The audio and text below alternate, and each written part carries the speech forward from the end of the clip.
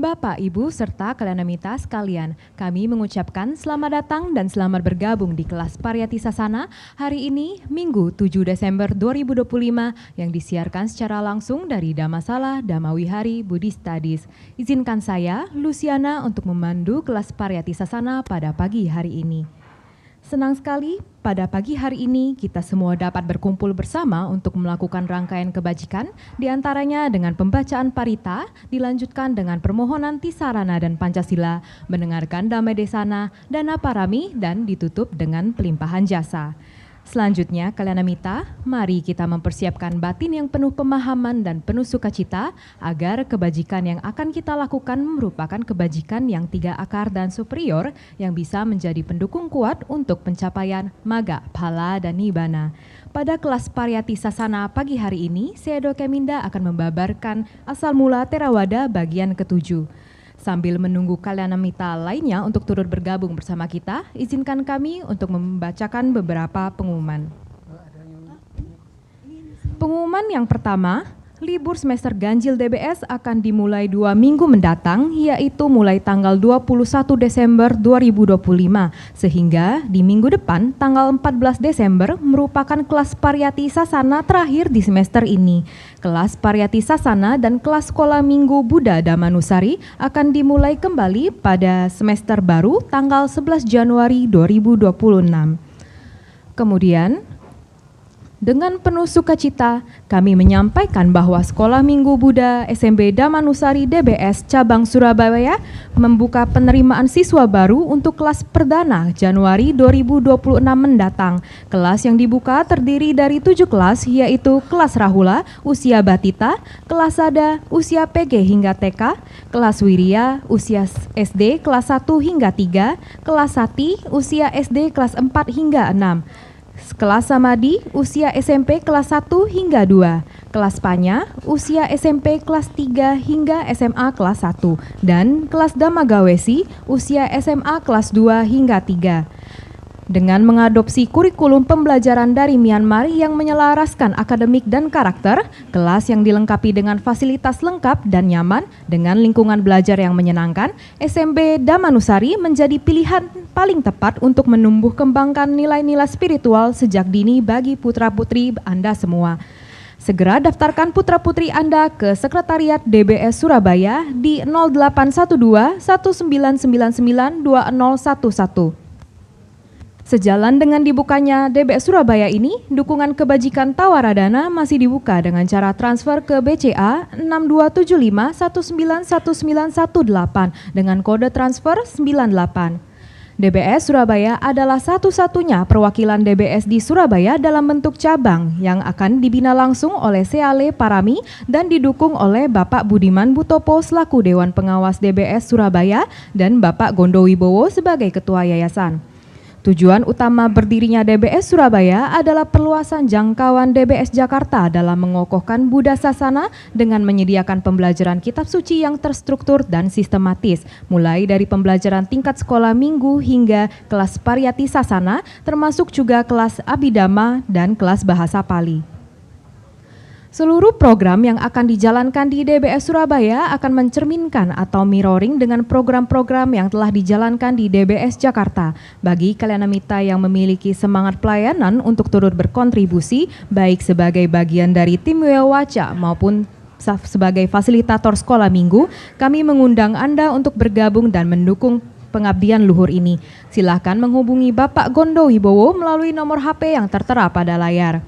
Demikian pengumuman untuk kelas pagi ini. Sebelum kita memulai kelas pada pagi ini, izinkan kami untuk membacakan tata tertib selama kelas PS berlangsung agar kelas dapat berjalan dengan lancar. Bagi Kalanamita yang berada di ruang Dhammasala, kami menghimbau untuk menjaga keheningan dengan memastikan HP Anda dalam mode silent, serta meminimalkan pembicaraan satu sama lain. Tidak menutup kepala dengan hoodie atau topi, tidak duduk bersila dengan menyilangkan kaki atau duduk bersila di atas kursi. Untuk yang bergabung lewat Zoom meeting, Kalenamita diharapkan berpakaian rapi dan sopan, posisi duduk di tempat yang layak dan tidak sambil berbaring, mengikuti seluruh rangkaian acara dengan penuh sukacita dan penuh perhatian, tidak menyalakan TV, tidak sambil makan ataupun minum. Untuk menjaga keheningan, host akan mengendalikan audio dalam keadaan mute saat kelas PS berlangsung. Bagi peserta Zoom yang tidak mematuhi tata tertib dan dirasa berpotensi mengganggu jalannya kelas, maka dengan segala hormat akan dikeluarkan dari Zoom meeting kelas PS online. Demikianlah tata tertib kelas pagi ini. Selanjutnya, sambil menunggu kehadiran Sedo Keminda, mari kita mempersiapkan batin dan jasmani untuk mendengarkan dhamma di sana.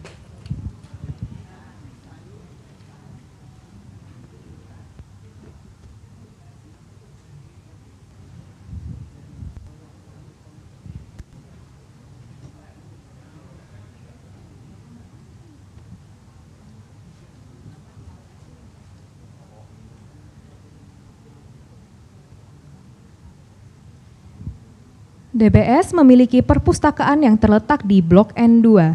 Kami persilahkan Kalenamita untuk mengunjungi perpustakaan DBS untuk mendapatkan buku-buku dhamma untuk berbagai tingkat usia. Dengan koleksi buku dhamma yang beragam dan suasana yang nyaman, perpustakaan DBS siap menjadi tempat belajar dhamma yang menyenangkan bagi semua kalangan usia.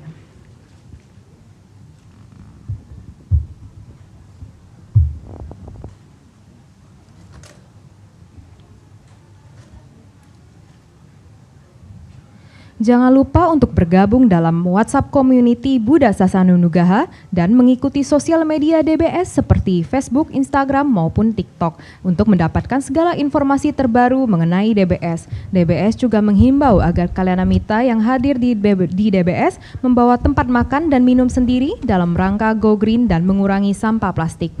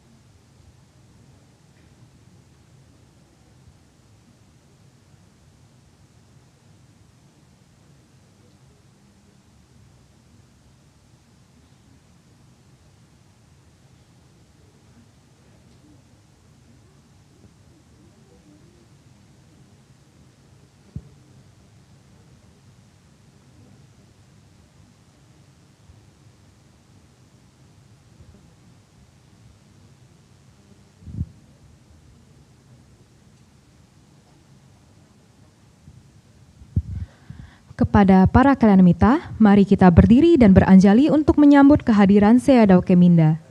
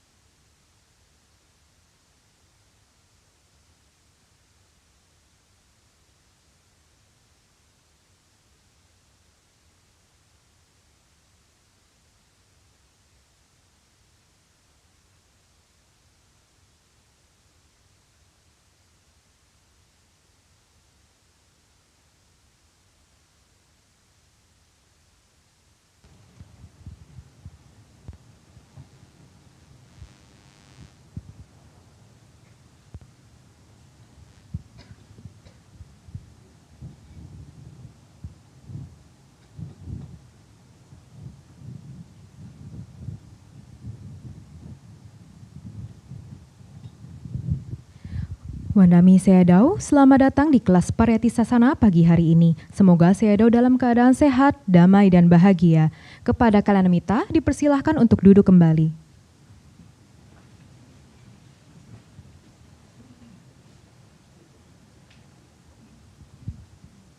Untuk membuka kelas pada pagi hari ini, kita akan memulai dengan membacakan permohonan Tisarana dan Pancasila kepada Seado Keminda yang akan dipimpin oleh Saudara Yohendi. Mohon agar Seado berkenan untuk membimbing kami dalam permohonan Tisarana dan Pancasila. Kepada Saudara Yohendi, kami persilahkan.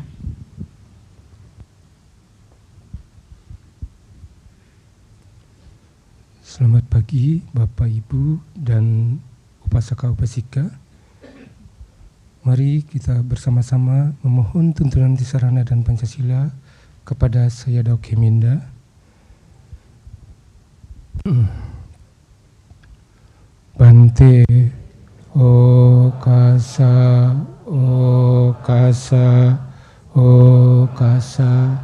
supaya buah dari perbuatan buruk apapun yang telah saya lakukan, baik melalui perbuatan, ucapan dan pikiran, dapat terhindarkan, dan demi memperoleh jasa kebajikan yang akan memberikan limpahan kepada saya dengan umur panjang, kesehatan, kebebasan dari segala bahaya dan bencana. Saya merangkapkan kedua telapak tangan, merancali dan memberikan puja, menghormat dan bersujud penuh dengan kerendahan hati kepada Tiratana, Buddha, Dhamma, dan Sangha untuk kedua kalinya, untuk ketiga kalinya, dan dengan perbuatan yang baik ini melalui sujud yang luhur, semoga saya selalu terbebas dari 4 alam menyedihkan, 3 jenis malapetaka, 8 jenis keadaan yang tidak tepat, 5 jenis musuh, 4 jenis kemalangan, 5 jenis kehilangan, segala jenis penyakit, dan 62 pandangan salah, serta secepatnya mencapai jalan kebebasan, magga, buah, pahala, dan dhamma mulia, yaitu Nibbana.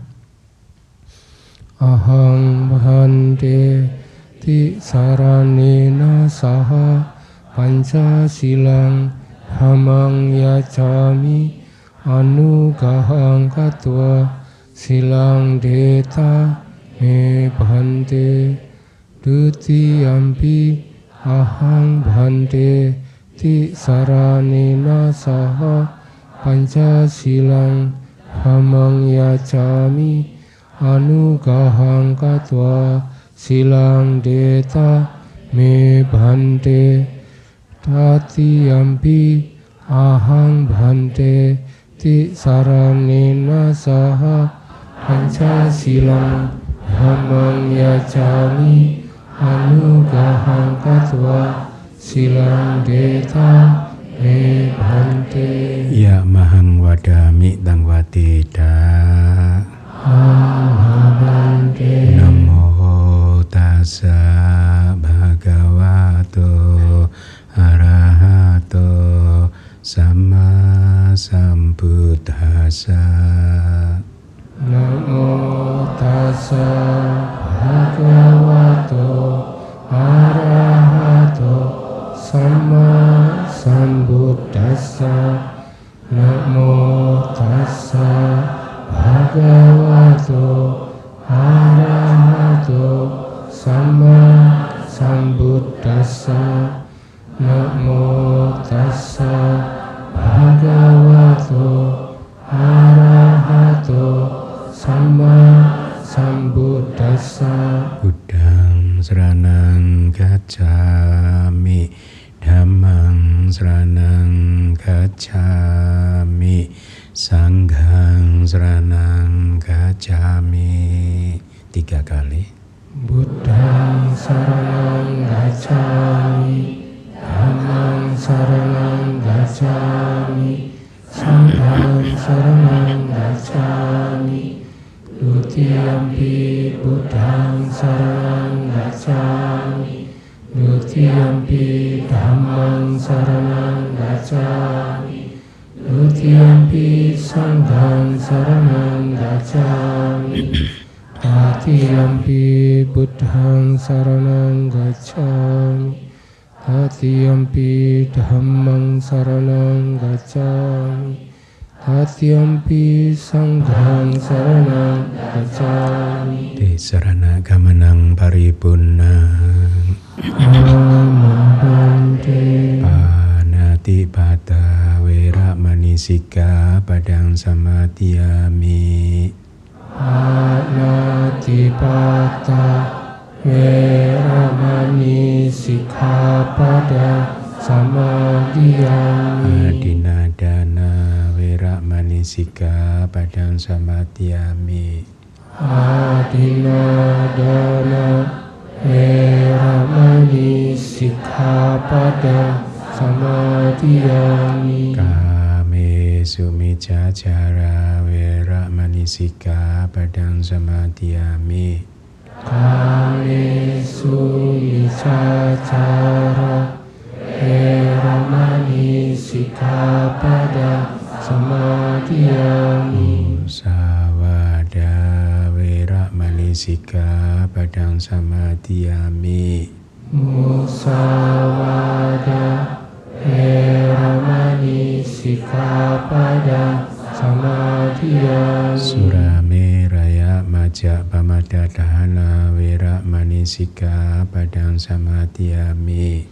Surame raya majja pamadadhana weramani sikkhapada samadhiyami. Idame punya Idame punya asawakaya asawakaya ahang hotu idame sila nipanasa acayo hotu te saranena saha pancasila damang sadukang katua pamadina sampatida. Bante. Sadu, sadu, sadu. Terima kasih Bante.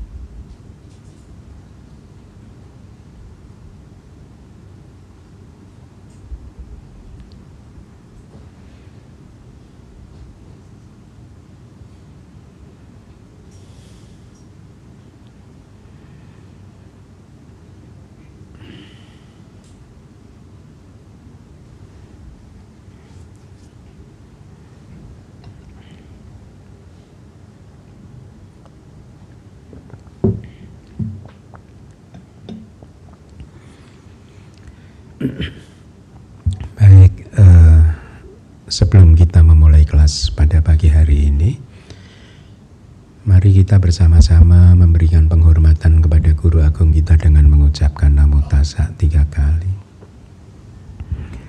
Namo Tassa Bhagavato Arahato Sama Sambuddhassa.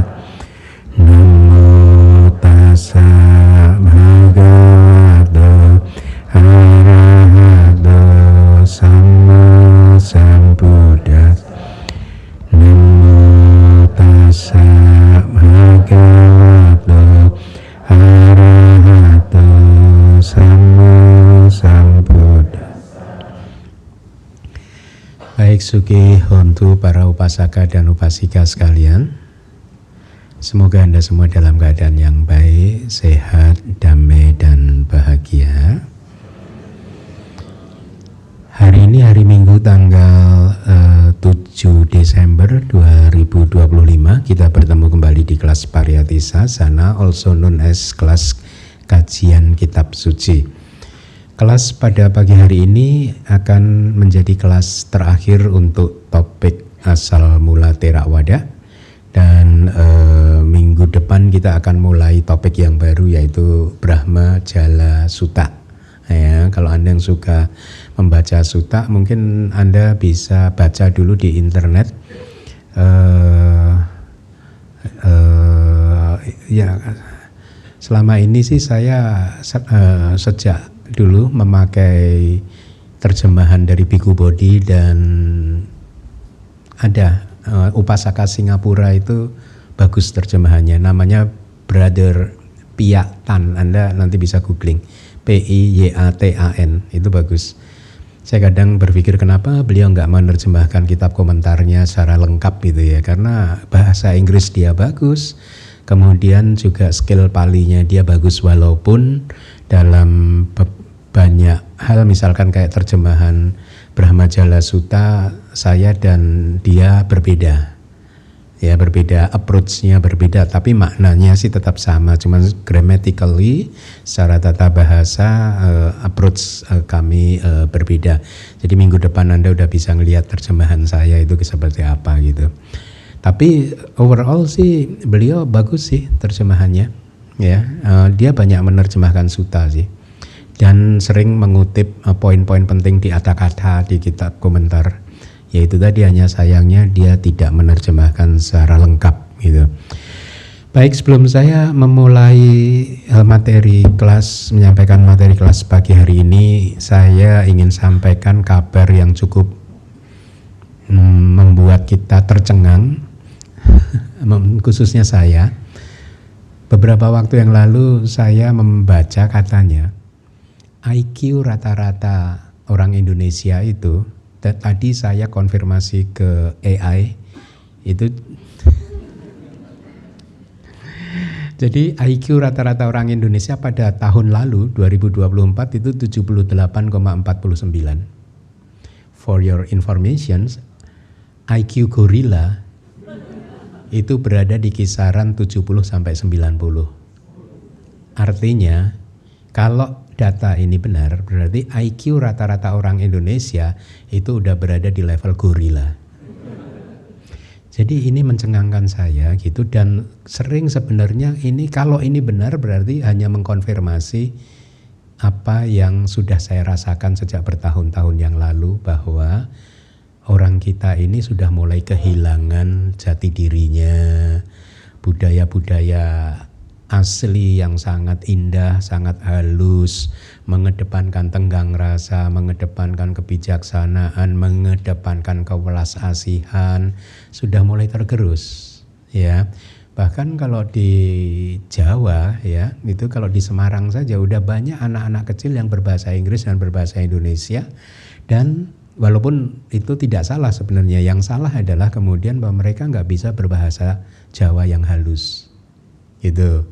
Nah, risikonya adalah kalau nggak paham bahasa Jawa yang halus, mereka nggak bisa baca buku-buku Jawa yang halus-halus itu, yang bagus-bagus itu, gitu, ya. Itu risikonya sebenarnya. Jadi saya, kalau ini benar, ini sungguh memprihatinkan, dan harusnya ini menjadi warning bagi kita semua, ya. Terus kemudian saya tadi pagi saya kumpulkan data karena saya tidak ingin juga salah, ya, melakukan kesalahan.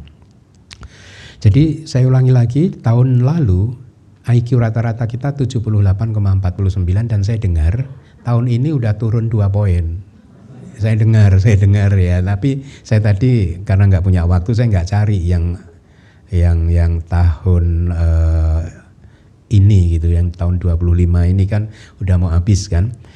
Nah, ini menyeramkan sih memang, karena kita udah di level gorila, makanya ya Anda bisa melihat sekeliling perilaku gorila kayak apa gitu. Ya. Ya apalagi kemarin ada banjir di Aceh, di Padang, dan di beberapa tempat yang lain yang ya gosipnya masih macam-macam ya, kebenarannya apa, penyebabnya apa. Katanya ini entah benar entah tidak ada pembalakan hutan. Nah, ini kan juga menyeramkan kan ya. Nah, saya tambahkan angka kita ini 78,49 tahun 24 itu di bawah rata-rata IQ global yang berkisar antara 85 hingga 115. Dengan jumlah IQ ini Indonesia menduduki peringkat nomor 127 dari 197 negara yang diuji pada tahun 24.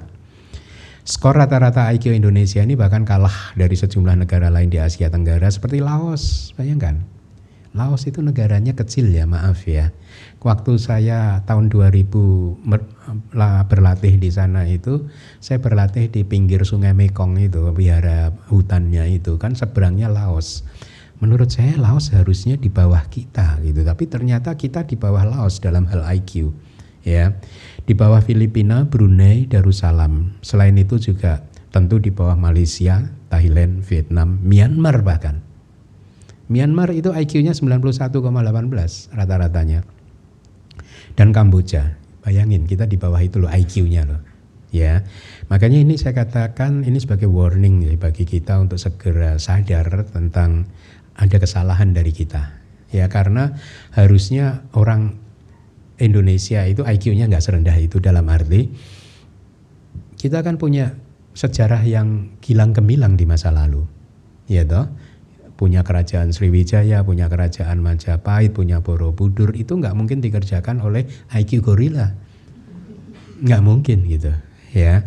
Jadi saya sampaikan ini mudah-mudahan nanti juga didengar oleh banyak pihak sehingga untuk introspeksi dan segera melakukan apa yang harus kita lakukan gitu. Sementara itu di Singapura menjadi negara Asia Tenggara dengan rata-rata IQ paling tinggi yaitu 105,89. Bayangin. Ya. Kalau jenius berapa? 130 ya, 20. Ya. Angka ini juga membuat Singapura berada di posisi ketiga sebagai negara dengan IQ tertinggi di dunia, di bawah nomor 1 Jepang, nomor 2 Taiwan. Ya. Hasil tes IQ seseorang juga dapat dipengaruhi sebenarnya banyak hal sih yang mempengaruhinya ya, mungkin selain faktor genetika ya, tapi tentu kita nggak bisa secara serta-merta hanya menyalahkan genetika saja, karena ada faktor yang lain ya. Salah satu faktor yang lain itu adalah kualitas pendidikan. Ini yang ingin saya angkat sebenarnya ya. Memang saya juga merasakan kualitas pendidikan kita merosot jauh dibanding dulu. Bahkan juga sekolahan saya dulu yang dulu cukup terkenal gitu, waktu saya berkunjung itu juga saya melihat ada pergeseran value, pergeseran kultur, pergeseran macam-macam gitu, yang saya merasa udah nggak kayak dulu lagi gitu ya. Orientasinya juga sudah nggak kayak dulu lagi gitu ya. Nah, jadi kualitas pendidikan, karena saya sangat concern dan menekuni dunia pendidikan ini yang saya ingin highlight, bahwa kita harus meningkatkan kualitas pendidikan dalam sektor apapun, nggak hanya pendidikan formal tapi juga pendidikan non formal seperti mungkin yang dilakukan oleh DBS gitu ya. Jadi dalam hal beragama pun IQ kita terhadap agama jangan-jangan juga berada dalam level itu, jangan-jangan ya, jangan-jangan gitu. Tapi kalau kita mengurus pendidikan ini dengan baik, kita harusnya optimis bahwa rata-rata IQ Indonesia harus bisa meningkat lagi gitu ya. Pendidikan itu penting.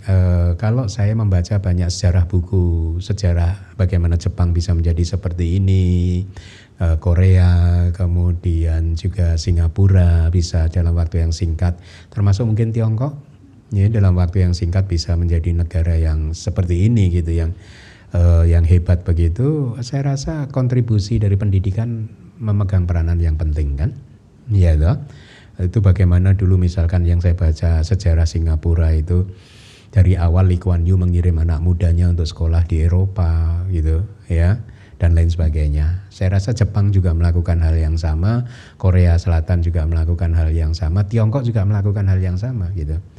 Dan kita sebenarnya juga banyak mengirim anak-anak kita sekolah di luar negeri. Hanya mungkin bedanya kalau di negara-negara yang tadi disebutkan, begitu lulusan luar negeri itu pulang ke negaranya dipelihara oleh negara dengan baik. Nah, kita mungkin di sini kurang gitu. Negara mungkin harus memperhatikan lulusan luar negeri itu dengan lebih baik lagi sehingga mereka mau bekerja ya dengan baik gitu ya. Atau maksud saya sehingga mereka nggak memutuskan untuk cari pekerjaan di luar negeri gitu. Nah, jadi itu informasi awal yang bisa saya sampaikan. Mudah-mudahan ini menjadi perhatian bagi kita semua, termasuk Anda sebagai orang tua dalam mempersiapkan pendidikan buat anak-anak Anda ya. Pastikan bahwa IQ anak-anak Anda tidak berada di level itu tadi. Ya. Nah, baik, kita langsung masuk ke materi kelas pada pagi hari ini. Minggu lalu sudah saya sampaikan bahwa sabda Sang Buddha itu ada 84.000 dhamma kanda. Kata-kata yang ada di slide ini adalah kata-kata yang diucapkan oleh Yang Mulia Ananda. Jadi Yang Mulia Ananda itu memahami dari 84.000 dhamma kanda, topik dhamma ya, ada 82.000-nya beliau mendengarnya langsung dari Sang Buddha, sementara sisanya beliau mendengarnya dari para murid yaitu seperti Yang Mulia Sariputta dan lain-lain. Sehingga akhirnya beliau mengatakan dhamma-dhamma yang mengalir di dalam hati saya ada 84.000 ya topik ya. Jadi artinya ini sebagai referensi bahwa Yang Mulia Ananda itu hafal semua ajaran Buddha di luar kepala ya. Demikianlah semua sabda Sang Buddha itu menjadi 84.000 kalau dibagi ke dalam divisi dhamma yang sudah dijelaskan oleh Yang Mulia Ananda tersebut ya. Jadi artinya satu topik dhamma itu dianggap sebagai satu divisi. Berarti di kitab suci kita itu ada 84.000 topik atau divisi dhamma ya. Untuk diskursus dengan banyak topik, jumlah divisi dhammanya berdasarkan topik di dalam diskursus tersebut. Jadi kalau dalam satu sutta ada 5 topik, ya maka ada 5, itu dianggap sebagai 5 topik, 5 dhamma kanda begitu ya. Pengajuan pertanyaan di dalam susunan syair-syair juga dianggap sebagai satu topik dhamma. Jawaban dari pertanyaan lewat syair juga dianggap sebagai satu topik atau satu divisi dhamma. Setiap divisi, trio, duo, atau pergantian pikiran di dalam abhidhamma juga itu adalah satu topik ya. Jadi misalkan mereka yang sudah belajar 89 jenis cita, maka itu 89 topik karena 89 jenis kesadaran atau pikiran yang berbeda-beda gitu ya. Nah, di dalam Winaya terdapat cerita Patimokkha Bhikkhu, Patimokkha Bhikkhuni, analisis dari setiap aturan yang sangat detail, pelanggaran Winaya ya yang dilakukan baik itu di tengah ya atau pelanggaran yang lain, juga dijelaskan tentang non pelanggarannya dan pembatasan batasan-batasan pelanggaran. Jadi kalau di dalam Winaya sebenarnya detail, nggak sesederhana seperti yang dipahami oleh banyak orang gitu. Ada banyak aspek kayak faktor-faktornya, batasan-batasannya, terus ini termasuk citaka atau acitaka, artinya intentionally atau enggak intentionally begitu, dan lain sebagainya. Nah, setiap kategori tadi juga dianggap sebagai satu divisi atau satu topik dhamma. Jadi demikian yang harus dipahami. Jadi demikianlah semua sabda Sang Buddha terbagi menjadi 84.000 bagian berdasarkan divisi atau topik dhammanya. Jadi ada banyak topik ya. Nah, yang menarik adalah walaupun topiknya sebanyak itu, saya sudah sampai pada kesimpulan bahwa ajaran Buddha ini sangat konsisten. Sangat konsisten. Kita nggak pernah, jadi bukan kayak supermarket. Kalau supermarket itu kan Anda masuk ke supermall begitu, mau beli apa aja ada kan? Mau beli yang manis-manis ada, mau beli yang pedas ada ya. Ya, agama Buddha enggak konsisten gitu. Tidak ada di satu momen, satu periode kehidupan Buddha mengajarkan harus memaafkan semuanya. Nanti di periode yang lain mengajarkan, oh enggak, kalau begini enggak boleh dimaafkan. Enggak ada. Ya, dengan alasan apapun harus dimaafkan. Enggak boleh marah dengan alasan apapun gitu. Ya, jadi itu konsistensi dari ajaran Buddha dan wajar saja karena diajarkan oleh orang yang sudah tercerahkan secara sempurna. Makanya konsisten. Kalau diajarkan oleh bukan orang yang tercerahkan pasti nggak konsisten. Ya, Anda bisa lihat gitu ya. Nah, jadi demikianlah sabda Sang Buddha dilafalkan bersama-sama oleh sekelompok arahat yang dipimpin oleh Yang Mulia Mahakassapa yang bersama-sama melafalkan sabda Sang Buddha yang sesuai dengan pemisahannya sendiri yang terdiri dari dua macam sabda berdasarkan Dhamma dan Vinaya. Jadi sebenarnya semua ajaran Buddha kalau dikelompokkan menjadi dua, kita udah belajar hanya ada dua, yaitu apa? Dhamma dan Vinaya ya. Tapi dari referensi di kelas ini kita tahu kan bahwa Dhamma itu ternyata mencakup Abhidhamma dan Sutta Pitaka, Vinaya Pitaka. Jadi ini juga menggugurkan pandangan orang di luar yang mengatakan bahwa ajaran Buddha itu hanya Dhamma dan Vinaya. Jadi hanya Sutta dan Sutta dan Vinaya. Gugur ya, referensinya ada. Lalu kalau dikatakan Abhidhamma enggak penting gitu, juga sudah digugurkan ya, bahwa ternyata Abhidhamma itu, jadi kan latihan Buddhis itu ada 3, yaitu apa? Sila, Samadhi, dan Panya. Sila itu bisa diajarkan secara khusus di dalam Vinaya Pitaka, Samadhi diajarkan secara khusus di Sutta Pitaka, kemudian Abhidhamma itu adalah secara khusus mengajarkan tentang Panya, tentang Vipassana ya. Jadi Abhidhamma juga penting gitu. Saya lanjutkan. Tapi berdasarkan kesamaannya hanya ada satu macam ajaran Buddha, yaitu apa? Berdasarkan rasanya gitu ya. Nah, jadi kitab kita mencoba untuk membatasi ajaran Buddha, mengelompokkannya ke dalam bagian-bagiannya yang seperti itu, sehingga akhirnya dikenal, oh ini yang namanya Dhamma, ini yang namanya Vinaya ya. Terus dikelompokkan lagi, ini loh sabda Sang Buddha yang pertama. Yang mana sabda Sang Buddha yang pertama? Aneka jati sangsarang sandawi sang anipisang, itu sabda Buddha yang pertama. Sabda Buddha yang terakhir persis sebelum parinibbana yang diakhiri dengan apamadena sampadeta ya. Itu sabda terakhir. Nah, sabda di tengah-tengahnya itu disebut sebagai sabda Sang Buddha yang ada di tengah gitu ya. Nah, kemudian juga sabda Sang Buddha juga bisa dibagi ke dalam 9 unsur. Kita juga sudah pelajari ya. Nah, tidak hanya itu, sabda Sang Buddha dilafalkan bersama-sama selama 7 bulan. 7 bulan dilafalkan bersama-sama secara 7 bulan.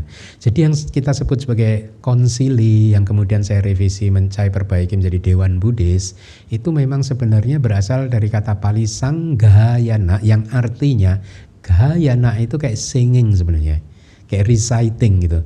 Nah, awalan sang itu together, jadi reciting together. Atau ada nanti di buku saya terjemahkan menjadi resitasi komunal itu, yang dilakukan oleh sekelompok biku dengan tradisi sama, cara pandang sama, budaya yang sama, itu istilah komunal gitu ya. Nah, jadi sebenarnya memang arti dari Sanggayana yang kita terjemahkan sebagai Dewan Buddhis itu adalah resitasi komunal harusnya gitu ya. Nah, saya lanjutkan. Jadi dilafalkan selama 7 bulan hanya setelah sebelumnya membatasi variasi-variasi dari kumpulan-kumpulan ajaran Buddha tersebut yang bisa ditemukan di dalam Tipitaka ya. Nah, demikianlah sejarahnya sehingga kita sekarang mempunyai kitab Tipitaka yang seperti ini yang sudah dikelompok-kelompokkan. Jadi sesungguhnya bahkan sejak di Dewan Buddhis yang pertama yang diselenggarakan 3 bulan setelah Buddha Parinibbana, ajaran Buddha juga sudah dikelompokkan oleh para arahanta di masa itu gitu. Yang selalu membuat saya terpukau itu adalah kecerdasan beliau, ya. Bagaimana bisa mengingat seluruh ajaran Buddha dan menghubungkannya. Oh, ajaran yang ini itu berhubungan dengan yang sana gitu. Kalau zaman sekarang kayak saya gitu, kalau mau menerjemahkan, kemudian saya mau mencari rujukan yang lain mudah, karena saya tinggal lakukan aja searching di searching engine di Digital Pali Reader atau Tipitaka Pali Reader, mudah ketemu semua, dalam hitungan detik ketemu semua referensi tentang topik-topik tertentu begitu. Tapi zaman dulu itu kan belum ada budaya menulis, belum ada buku, belum ada komputer apalagi ya. Tapi beliau bisa mengelompokkannya ke dalam kelompok-kelompok yang seperti ini, itu sangat mencengangkan, sangat mengagumkan ya. Nah, jadi saya teruskan saja. Di akhir dari pertemuan, karena nanti di bagian akhir ada topik yang cukup menarik. Di akhir dari pertemuan tersebut, para biku arahat ya, yang bermaksud untuk menyelesaikan pertanyaan-pertanyaan tentang doktrin tersebut, ketika itu semua sudah diselesaikan, katanya Maha Pertiwi, bumi yang besar ini bergetar, bergoyang, berguncang dan juga bergempa berkali-kali hingga ke tepi lautan seakan-akan sedang memberikan ucapan sadu gitu. Sembari merasa senang dengan seakan-akan berkata, ajaran Sang Buddha yang memiliki 10 kekuatan supernormal ya. Jadi Buddha itu memiliki julukan sebagai Buddha yang memiliki 10 kekuatan supernormal. Apa saja itu 10 kekuatannya? Anda bisa baca di manual Abhidhamma yang bab pertama. Jadi mereka seakan-akan bumi juga merasa senang dengan berkata ajaran Sang Buddha yang memiliki 10 kekuatan supernormal ini telah diselesaikan oleh sesepuh Maha Kassapa agar bisa berputar dalam waktu selama 5.000 tahun. Nah, di sini kita mendapat referensi bahwa itulah mengapa dulu saya anggap ini tradisi ya, ternyata ada referensinya di dalam kitab suci bahwa ajaran Buddha Gautama ini akan terus berputar selama 5.000 tahun ya. 5.000 tahun itu artinya sebenarnya di 1.000 tahun pertama itu masih bisa ditemui para arahanta yang menguasai abinya ya, Padik Sambida ya. Nanti 1.000 tahun kedua berkurang, hanya arahanta yang biasa. 1.000 tahun yang ketiga hanya bisa ditemukan anagami. 1.000 tahun yang keempat hanya bisa ditemukan sakadagami. 1.000 tahun yang kelima hanya bisa ditemukan sota panna. Nanti 1.000 tahun keenam putu jana semua ya, putu jana. Nah, kita masih berada di tahun yang keberapa coba? 2500, 2600, berarti masuk ke tahun yang ketiga ya. Berarti artinya anagami masih ada itu ya. Walaupun ini kadang kontradiksinya ini. Kalau di Thailand saya sering dulu waktu masih berlatih sebelum jadi biku kan saya latihannya di Thailand dulu tuh. Saya sering mendengar Bante Thailand AB itu dianggap sebagai arahat. Di Myanmar juga saya sering mendengar begitu, Sayadaw AB itu dianggap sebagai arahat gitu ya. Yang harusnya kalau mengikuti ini tadi sudah nggak ada kan arahat kan itu ya. Yang ada sekarang ini anagami. Oh, tapi mungkin itu yang enggak kok, arah Sayadaw yang bahkan hidup di abad ini juga masih ada yang dianggap arahat gitu. Dan Bante-Bante Thailand, Longpo, ajian-ajian di Thailand yang dianggap arahat juga yang hidup di abad yang ini juga dulu saya banyak mendengarnya gitu. Baik, nah jadi bermacam-macam kejadian yang menakjubkan akhirnya muncul ya. Saya lanjutkan, tolong slide-nya ditampilkan. Ini dari kitab komentar ya. Tolong slide-nya ditampilkan. Ya. Ini adalah Dewan Agung Buddhis yang pertama yang di dunia ini telah dilaksanakan oleh 500 biku arahat, dan oleh sebab itu disebut sebagai Dewan Agung Buddhis pertama yang dilakukan oleh 500 biku arahat. Dan disebut juga sebagai terika. Jadi kita mendapat istilah baru nih, terika, karena telah dilaksanakan hanya oleh para sesepuh biku arahat. Jadi sebenarnya Dewan Buddhis pertama, ini kesimpulan saya. Kadang kalau yang ragu begitu, saya konsultasi dengan Sayadaw di Myanmar, tapi saya belum sempat konsultasi ini dengan Sayadaw di Myanmar. Tapi ini kesimpulan saya pribadi, harusnya Dewan Buddhis pertama juga bisa disebut sebagai terika pertama, gitu harusnya, gitu ya. Karena telah dilaksanakan hanya oleh para sesepuh biku arahat, ya, itu artinya gitu. Terika itu adalah ini adalah saya sampaikan itu di layar. Itu definisi dari terika. Terehi kata sanggiti terika, ya. Sanggiti itu resitasi komunal, kata itu telah dilakukan, ya. Terehi itu oleh tera-tera. Jadi oleh karena resitasi komunalnya itu dilakukan oleh para tera atau para sesepuh, makanya disebut sebagai terika, ya. Jadi sebenarnya kalau mau pakai nama lain, ya selain konsili, selain Dewan Buddhis, mungkin terika yang pertama itu juga benar gitu ya. Nah, jadi itu definisinya. Karena kalau kitab suci, kamus Pali bahasa Inggris memberikan definisi terika sebagai belonging to the elders.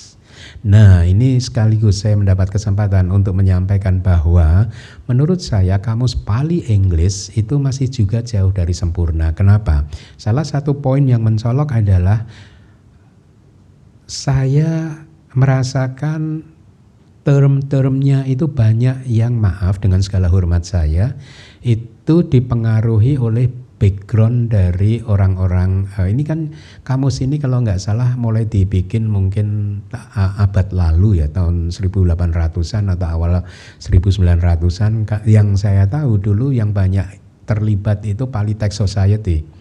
Ini adanya di Inggris gitu, dan orang-orangnya kayaknya background Christianity-nya itu masih ada begitu. Inilah mengapa ya Anda jadi nggak heran kalau Anda mendengar, oh Buddha adalah yang terberkahi gitu. Hah?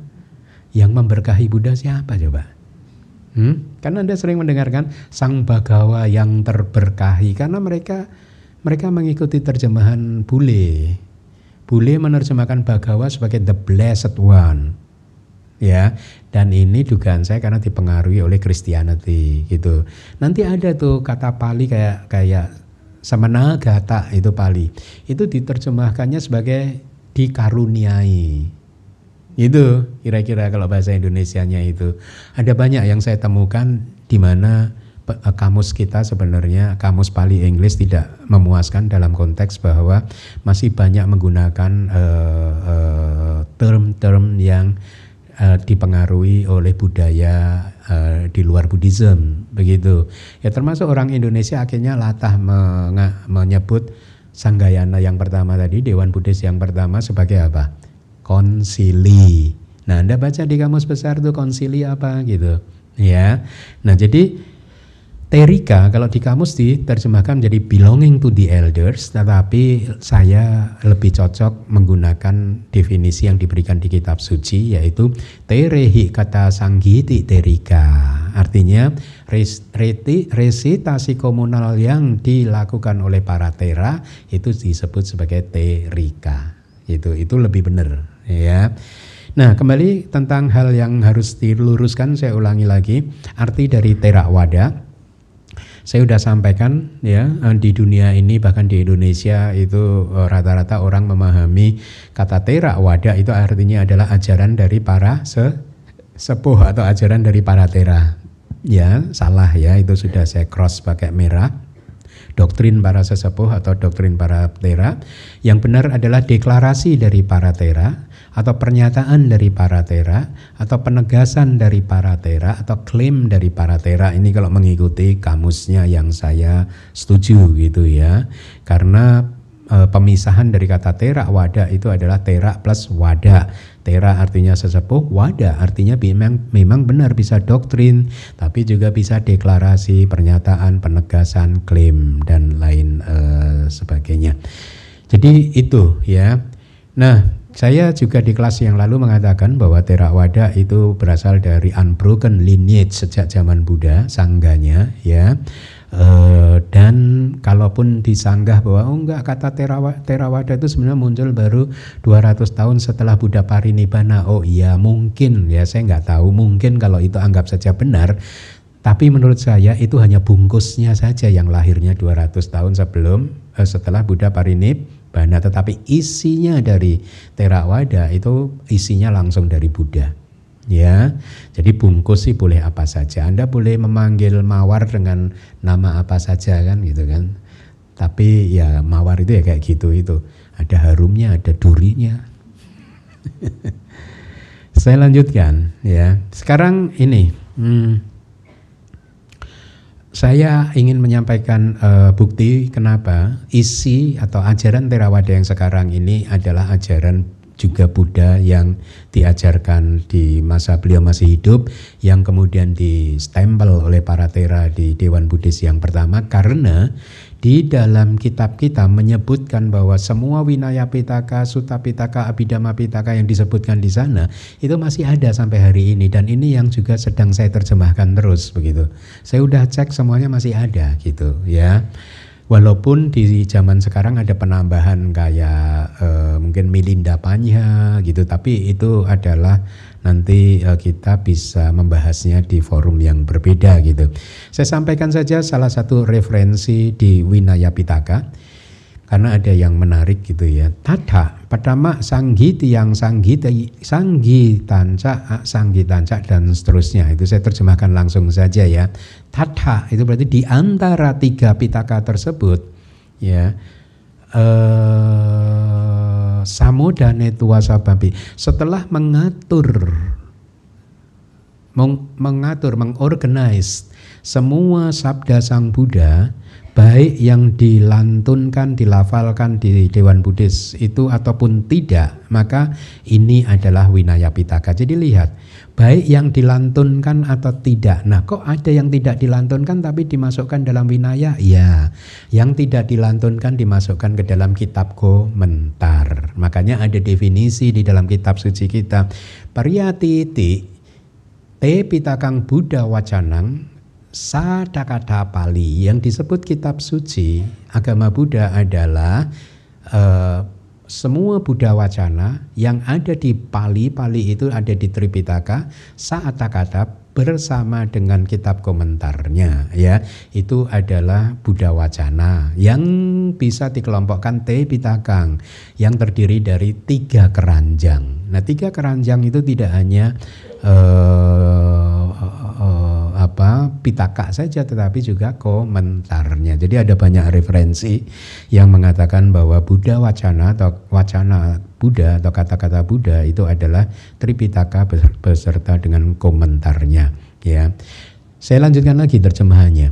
Setelah mengatur semua sabda Sang Buddha baik yang dilantunkan maupun tidak, maka inilah Vinaya Pitaka, yaitu Patimokkha ya. Terdiri dari biku patimokkha, bikuni patimokkha. Jadi yang saya sebutkan ini masih ada sampai sekarang. 2 wibangga, yaitu biku wibangga dan bikuni wibangga ya. Kemudian juga kandaka ya, itu juga masih ada, yang terdiri dari 22 divisi atau 22 bab masih ada. Mahawaga juga masih ada, Culawaga masih ada, Mahawaga Kandaka juga masih ada ya. Jadi kalau Mahawaga Kandaka itu biasanya berkaitan dengan aturan-aturan atau etiket perilaku para biku yang harus dijalankan gitu ya.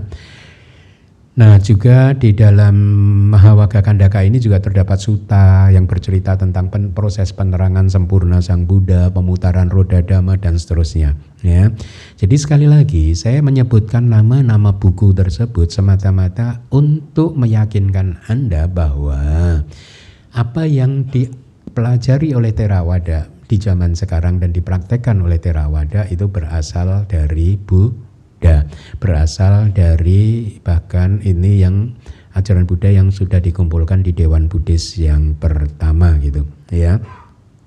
Nah, jadi Vinaya Pitaka ada semua. Kemudian Abhidhamma Pitaka juga ada semua. Ya, di kelas yang keempat atau kelima itu saya sudah sampaikan. Sutta Pitaka juga ada semua. Ya, jadi Tripitaka kita saat ini itu juga adalah Tripitaka yang disahkan dan kitab komentarnya yang disahkan oleh Dewan Buddhis yang pertama, oleh Terika yang pertama. Ya, nah. Ada yang bertanya kepada saya, Bante, mbok sekali-sekali mengajarkan winaya dong kepada umat gitu. Termasuk kemarin kita sebenarnya sedang menggodok satu institusi pendidikan dengan Pak Kadek dan tim gitu. Satu hari nanti DBS akan meluncurkan program pendidikan kitab suci gitu. Salah satu pembahasan saya dengan Pak Kadek kemarin adalah perlu nggak umat-umat ini diajarkan Vinaya Pitaka gitu. Karena saya setuju dengan pendapat Sayadaw, kalau di Myanmar disebutnya Winaya Sayadaw, artinya Sayadaw Myanmar, Sayadaw Winaya, guru Winaya saya yang sekarang juga masih menjadi dosen Winaya di ITBMU. Ketika kelas pertama beliau masuk, waktu itu saya masih diploma, hari pertama dia masuk di depan kelas, kan murid-murid di ITBMU di angkatan saya itu tidak hanya yang berjubah, ada yang upasaka-upasika sekali seperti Anda gitu, banyak gitu. Jadi di hari pertama kata-kata pertama yang dia keluar adalah actually I'm a bit reluctant to teach Vinaya in front of upasaka and upasika. Paham nggak? Sebenarnya dia malas, enggan mengajar Vinaya Pitaka di depan para umat upasaka dan upasika. Dia punya alasan, karena untuk mempelajari Vinaya itu kita harus benar-benar committed untuk menghafal. Ada banyak faktor dalam Vinaya yang detail sekali, yang jumlahnya itu bisa ratusan ribu kalau di total begitu. Umat udah nggak mungkin itu mau tahu tentang itu gitu. Ya kalau kami biku mencoba untuk memahaminya begitu. Jadi dengan alasan itu, terus Bantenya, Sayadawnya waktu itu ya seingat saya mengatakan, karena juga umat itu yang beliau khawatirkan, mereka tahunya sedikit lalu mengkritik biku malah melakukan karma buruk. Itu baru tahu seujung kuku, terus mengkritik, dipakai untuk mengkritik biku, ya. Akhirnya nanti malah si umat melakukan karma buruk sendiri dan itu tidak baik untuk perjalanan mereka di dalam samsara. Makanya beliau mengatakan seperti itu dan saya setuju sebenarnya gitu. Dan itulah mengapa belum lama ini saya diskusi sama Pak Kadek, perlu nggak nanti umat diajarkan Vinaya Pitaka seperti kita belajar di ITBMU gitu. Gitu. Belum putus sih. Pak Kadek mengusulkan mungkin diajarkan 1 tahun aja Bante. Semester 1, semester 2 aja Bante. Oh ya, that's good idea. Nah, jadi sekarang confirm bahwa yang dipelajari atau kitab Pali sekarang itu adalah yang diputuskan di Dewan Buddhis yang pertama. Nah, karena ada yang meminta, kenapa Bante mau sekali-sekali ajarkan Vinaya saya, karena saya setuju dengan Sayadaw, tetapi ya saya pakai jalan tengah lah ya. Saya sampaikan kepada Anda saja, kenapa sih Buddha menyampaikan atau membuat Vinaya? Apa sih tujuan Buddha menetapkan Vinaya? Ini saja yang saya sampaikan ya. Yang pertama adalah Sangga Suttutaya, ya. Sangga Suttutaya. Buddha menetapkan peraturan-peraturan Vinaya, tujuannya adalah untuk keunggulan sangga. Ya, artinya supaya sangganya itu bermutu tinggi. Kenapa? Karena dengan aturan-aturan Vinaya tersebut sangga akan bisa berkembang secara spiritual. Jadi tujuannya adalah juga supaya sangga bisa berkembang dengan baik. Itu tujuannya, ya. Jadi itulah mengapa Buddha menetapkan aturan winaya. Ada satu insiden di zaman Buddha Gautama, kalau saya nggak salah ingat ini Yang Mulia Sariputta bertanya, wahai Buddha, apakah Buddha-Buddha di zaman dulu juga menetapkan winaya gitu? Oh iya, ada yang menetapkan winaya dengan detail, ada yang tidak gitu. Terus Buddha menyampaikan, Buddha yang menetapkan winaya tidak dengan detail, ajarannya cepat hilang. Sedangkan Buddha yang menetapkan winayanya secara detail, ajarannya lama hilangnya. Kemudian Yang Mulia Sariputta itu kalau tidak salah memohon kepada Buddha, kalau begitu mohon tetapkanlah winaya bagi Sangga Bante. Buddha menjawab, belum waktunya Sariputta. Nanti kalau sudah waktunya akan saya tetapkan, gitu kata Buddha. Karena di masa-masa awal itu bikunya semua arahat, jadi nggak perlu winaya. Ya, bikunya semuanya arahat. Nah, begitu sangganya mulai gede, mulai banyak masalah. Nah, di mana-mana organisasi pun gitu, kalau mulai gede banyak masalah, ya. Mulai banyak putu jananya, mulai banyak masalah gitu, ya. Nah, jadi itu jawaban Buddha. Itu tujuan yang pertama. Jadi untuk keunggulan sangga, supaya sangganya bermutu tinggi, maka winaya ditetapkan oleh Buddha. Kemudian yang kedua, sangga pasudaya, untuk kenyamanan sangga, ya, untuk kemudahan sangga dalam menjalani latihan-latihannya, ya, supaya kehidupan yang menyenangkan bagi para biku itu tercipta. Karena biku ini kan hidup bersama-sama. Kalau tidak ada aturan yang mengikat, nilai-nilai yang dijunjung secara bersama, ya, yang disepakati bersama, kultur yang sama, maka ya repot. Kalau standar moralnya itu berbeda, juga susah untuk bisa hidup dalam keharmonisan. Anda tahu nggak, salah satu definisi sangga itu adalah komunitas yang mempunyai standar yang sama, paham yang sama, budaya yang sama, gitu. Ya, jadi makanya kita kalau ketemu dengan anggota sangga itu kita nyaman karena kita perilaku kita standarnya sama, gitu. Ya, jadi enak gitu, ya. Alasan yang ketiga, saya terjemahkan langsung saja ya. Alasan yang ketiga itu ada bahasa Palinya di layar, itu niggahaya, itu mengontrol, untuk mengontrol biku-biku pugalanang dumangkunang. Jadi artinya untuk mengontrol biku-biku yang keras kepala. Sekarang Anda tahu kan, biku ada yang keras kepala kan. Di zaman Buddha pun ada, apalagi zaman sekarang. Yang bandel, itu arti dumangkunang itu, yang tidak terkontrol, tidak terkendali gitu. Nah, biku-biku yang keras kepala ini, yang bandel tidak terkendali ini juga merupakan dusila pugala, artinya biku-biku yang dursila. Biku yang dursila itu adalah biku-biku yang silanya buruk, ya. Itu adalah biku yang bandel gitu. Mereka, nah ini alasannya dari kitab komentar. Kalau tidak ditetapkan winaya, biku-biku seperti ini pasti menemui kesulitan dalam latihannya. Karena mereka ini tidak malu ketika melakukan pelanggaran. Jadi Buddha menetapkan winaya untuk mengontrol biku-biku yang seperti itu. Karena ya selain itu tadi, kalau nggak ada peraturan yang mengikat, maka biku-biku yang seperti itu akan menyulitkan sangga, karena mereka akan dengan mudahnya berkata, apa yang telah kalian lihat dari kesalahan saya? Kan kamu nggak ngelihat toh, kamu hanya menuduh, bisa mengelak begitulah.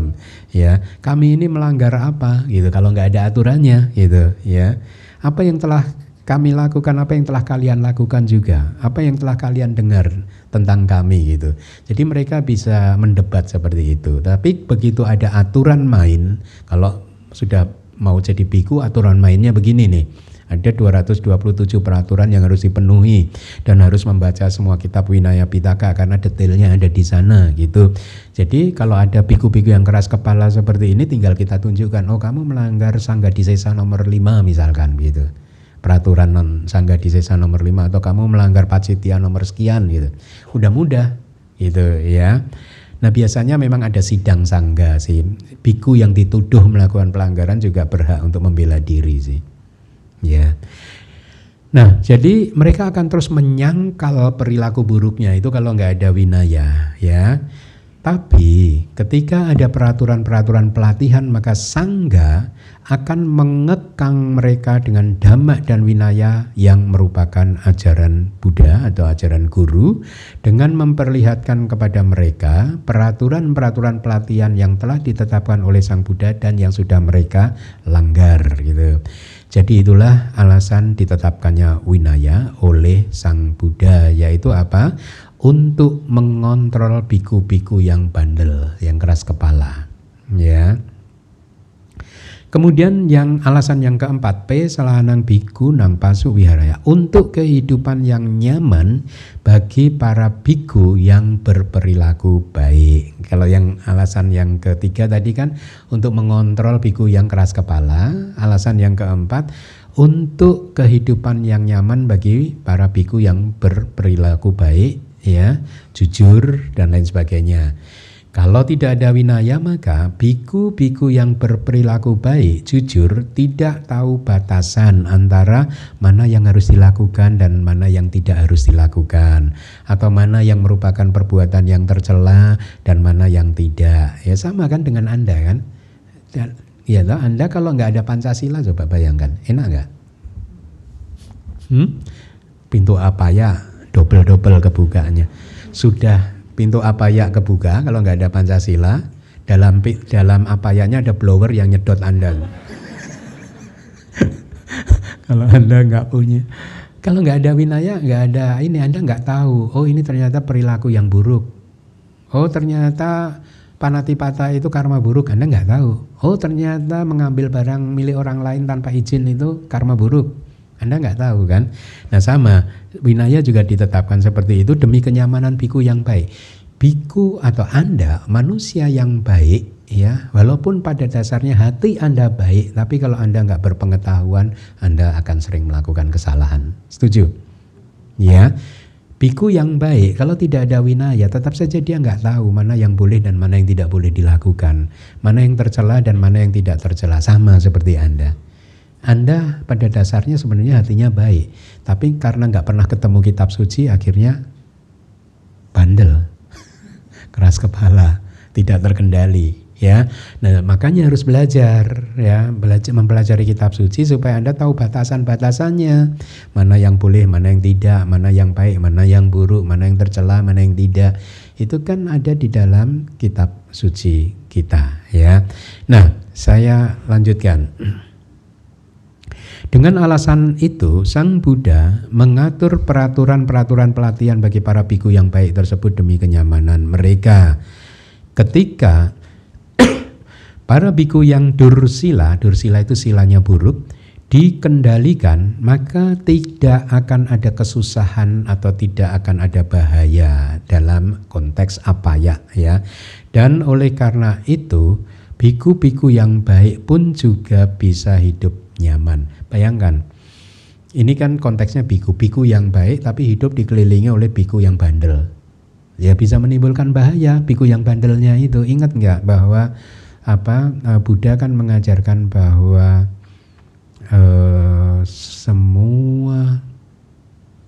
semua malapetaka itu diciptakan oleh orang yang bebal. Ada kan? Gitu kan? Ya, jadi semua malapetaka itu diciptakan oleh orang yang bebal. Makanya Buddha waktu itu di kitab suci kita memberi contoh gitu. Kalau kita dekat-dekat dengan orang yang bebal, lama-lama bebal juga kita. Nah, bebal itu dalam arti orang yang sering melakukan karma buruk. Kan diberi contoh, orang bebal itu seperti ikan busuk. Anda yang baik itu seperti daun pisang mungkin yang enggak berbau busuk.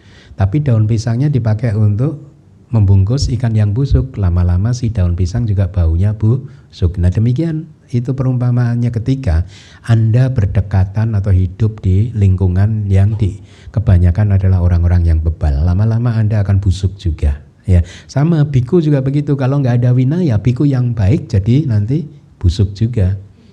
Karena terpengaruh oleh biku yang tidak baik itu. Nah, kemudian alasan yang kelima, itu adalah untuk menahan asawa-asawa yang ada di dalam kehidupan yang saat ini. Asawa, Anda tahu asawa itu noda batin, tetapi sebenarnya ini lebih cocok diterjemah. Itu penjelasannya seperti ini. Seperti nanah, ya. Itu kalau pecah dia mengeluarkan apa itu nanahnya itu kan? Ya, dia mengeluarkan nanahnya itu. Nah, asawa itu sebenarnya kotoran batin. Tapi kayak sekarang ini nafsu-nafsu indriawi Anda mungkin nggak muncul. Tapi dia bentuknya nanah, dia hanya sebagai perumpamaan. Di dalam arus batin Anda, asawa itu mirip seperti nanah. Kalau dia nggak pecah ya dia nggak mengalir keluar. Kayak saat ini nafsu-nafsu indrawi Anda nggak muncul kan? Karena nanahnya nggak pecah. Tapi begitu Anda melihat objek indriawi yang menyenangkan, nafsu Anda muncul. Ya, nah ketika dia tiba-tiba muncul itu diibaratkan seperti nanah yang pecah. Jadi dia mengeluarkan cairannya itu, gitu. Itu asawa yang sering kita terjemahkan sebagai noda batin, gitu. Ya. Nah, jadi winaya ditetapkan oleh Buddha dengan alasan yang kelima, yaitu untuk menahan asawa yang ada di dalam kehidupan yang sekarang ini. Ya, yang namanya asawa yang ada di dalam kehidupan ini adalah penderitaan-penderitaan yang dialami ketika seseorang menerima pukulan dengan telapak tangan, kemudian dia bereaksi, asawanya muncul, kilesanya muncul, atau dipukul dengan tongkat tangan, kaki, atau aibnya disebarkan kemana-mana, atau melakukan sesuatu yang aib gitu ya, penyesalan dan lain-lain, itu adalah juga bisa asawa. Nah, supaya ini semua nggak muncul, maka ditetapkanlah winaya. Jadi itu alasan yang kelima gitu. Nah, jadi winaya ini ditetapkan oleh Sang Buddha untuk menutup jalan masuk, untuk menutupi dan untuk menahan asawa-asawa tadi supaya tidak muncul. Dengan demikian biku bisa hidup dengan baik lalu berlatih tanpa banyak gangguan. Alasan yang keenam adalah untuk menangkal asawa yang berhubungan dengan kehidupan yang selanjutnya. Apa itu asawa yang berhubungan dengan kehidupan atau kelahiran yang berikutnya? Ini adalah penderitaan khusus ketika si biku tersebut memunculkan kilesa di dalam kehidupan saat ini karena nggak ada winaya. Akhirnya dia nggak tahu, dia memunculkan asawa, dia memunculkan kilesa, dan akhirnya dia melakukan karma buruk, dan akibatnya karena dia tidak tahu, dia mengalami penderitaan di neraka dan apaya-apaya yang lain, ya. Itu yang dimaksud. Kenapa Buddha menentukan winaya adalah supaya para biku bisa terhindar dari alam neraka dan lain sebagainya, gitu, ya. Kemudian yang berikutnya, alasan yang ketujuh, winaya ditetapkan karena untuk meyakinkan mereka yang tidak memiliki keyakinan di dalam tiratana, ya. Jadi ini bagus bagi umat atau bagi umat agama lain yang belum mempunyai keyakinan, belum mempunyai iman terhadap Buddha, Dhamma, Sangha, karma dan buahnya. Maka winaya ini ditetapkan oleh Buddha supaya mereka yang belum memiliki keyakinan ini akhirnya mempunyai keyakinan, gitu, ya. Sesungguhnya ketika ada pengaturan regulasi dari peraturan-peraturan pelatihan, maka setelah mengetahui hal tersebut atau melihat biku-biku yang mengikuti aturan-aturan tersebut seperti yang telah diatur dalam winaya, mereka yang tidak memiliki sada terhadap sangga, ya, walaupun mereka ini tadinya orang bijaksana, ya, tapi karena tidak sangganya juga tidak menunjukkan sesuatu yang mulia yang patut dihormati, akhirnya bisa saja mereka tetap tidak mempunyai iman, tidak mempunyai sada, gitu. Tapi karena ada winaya, orang-orang yang bijaksana ini akhirnya memunculkan keyakinan atau iman terhadap sangga dan bahkan tiratana, ya, karma dan buahnya juga, karena berpikir biku-biku Sakya Putia ini atau putra-putra Sakya ini hidup sebagai biku-biku yang menjauhi sebab-sebab yang bisa menimbulkan atau memunculkan kotoran batin, bisa menimbulkan kerusakan mental seperti kemarahan dan lain-lain, dan juga delusi, gitu. Mereka juga, orang-orang itu juga akan berpikir, oh para biku ini benar-benar melaksanakan hal yang sulit untuk dilakukan. Mereka benar-benar melakukan hal yang berat. Nah, jadi umat-umat pun yang tadinya tidak punya iman, keyakinan, sadar terhadap sangga, akhirnya mereka punya keyakinan. Setelah melihat teks di dalam Winaya Pitaka, akhirnya mereka paham bahwa nah ini dari kitab komentar ini menarik nih. Setelah melihat teks di dalam Winaya Pitaka, akhirnya mereka paham bahwa aliran-aliran di luar Buddhisme itu ternyata masih memiliki pandangan salah. Ya, nanti di topik minggu depan Anda akan banyak melihat bagaimana standar moral Buddha dan para muridnya itu begitu tingginya, gitu. Yang mungkin Anda nggak akan melihatnya itu di luar sana, begitu ya. Nah, jadi ada tulisan yang seperti ini. Oh, ternyata yang sana itu memiliki ini, gitu ya. Oleh karena itulah dikatakan oleh Sang Buddha, apa sananang pasadaya, artinya untuk meyakinkan mereka yang tidak memiliki keyakinan ya di dalam tiratana. Kemudian alasan yang ke-8, untuk meningkatkan keyakinan mereka yang sudah memiliki keyakinan. Kalau tadi kan alasan ditetapkan winaya sebelum ini kan untuk memunculkan keyakinan pada mereka yang belum yakin. Sekarang adalah untuk meningkatkan keyakinan mereka yang sudah memiliki keyakinan, gitu. Nah, penjelasannya adalah begini. Putra-putra dari keluarga baik-baik yang memiliki keyakinan terhadap sasana, setelah mengetahui regulasi dari peraturan-peraturan pelatihan itu, atau melihat para biku yang mengikuti metodenya seperti yang telah ditetapkan oleh Sang Buddha, menjadi makin yakin dengan berkata begini, hei nyonya-nyonya, ini maaf ya, atau hei tuan-tuan, gitu. Mereka ini ternyata telah bekerja keras loh. Ini umat-umat ini. Oh, melihat bikunya udah bekerja keras. Mereka menjaga disiplin winaya, mereka menjaga jalan spiritualnya, atau menjaga loh bahkan hanya makan 1 kali setiap harinya, dan itu di sepanjang kehidupannya sampai akhir kehidupan. Nah, akhirnya mereka yang pada awalnya sudah punya sadanya makin meningkat. Jadi itulah alasan kenapa Buddha juga menetapkan peraturan winaya. Oleh karena itulah kalimat berikut ini dikatakan oleh Buddha, pasananang biyo bhavaya. Artinya adalah untuk meningkatkan keyakinan mereka yang sudah memiliki keyakinan. Yang berikutnya, Saddhamma Titya.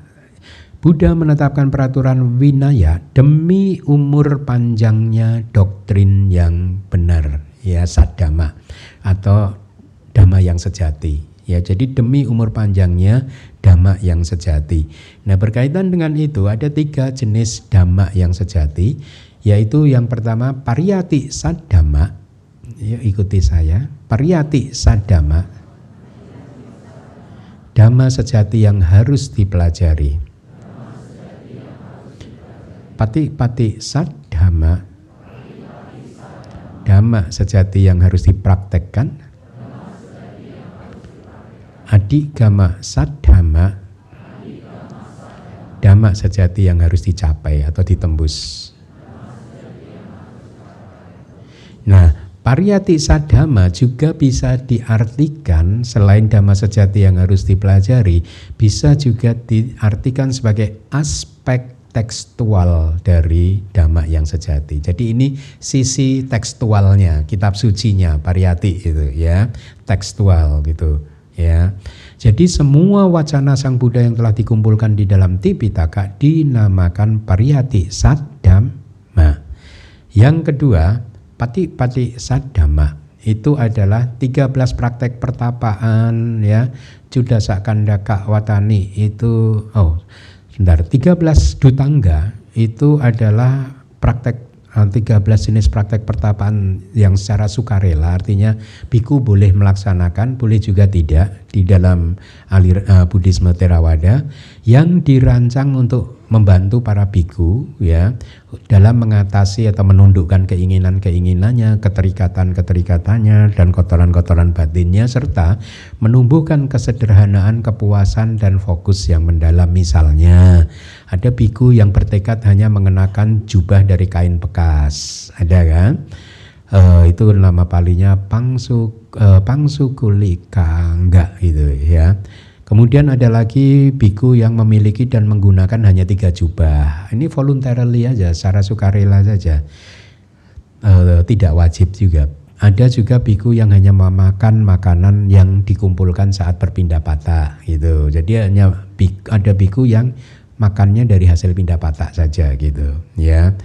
Kemudian yang berikutnya patik-patik yang harus dipraktekkan gitu adalah 14 aturan perilaku yang ditentukan di dalam winaya. Kemudian dwe asiti mahawatani itu 22 mahawata, ini kewajiban yang besar. Ini adalah panduan bagi para biku dan samanera dalam mempraktekkan patik-patik. Kemudian yang berikutnya patik-patik sadama yang harus ada, dhamma sejati yang harus dipraktekkan. Yang terakhir adalah sila, samadhi dan vipassana. Ya, itu lihat di layar yang terakhir itu sila, samadhi, vipassana gitu. Jadi itu semua harus dipraktekkan gitu. Kemudian yang terakhir adigama sadama. Ini dhamma yang harus ditembus, harus dicapai adalah Cattaro Arya Magga, 4 jalan mulia, yang mulia ya, yaitu yang membuat Anda menjadi Sotapanna, Sakadagami, Anagami dan Arahat, itu harus ditembus, harus dicapai. Kemudian Cattarica Samenya Pala, jadi buahnya juga harus ya. Sebenarnya kalau Anda sudah mencapai magga pasti akan mencapai buah. Kalau Anda sudah mencapai jalan pasti akan mencapai buah gitu. Kemudian nibbana juga harus ditembus. Jadi inilah yang dinamakan dhamma sejati yang harus ditembus atau dicapai gitu ya. Nah, berikutnya adalah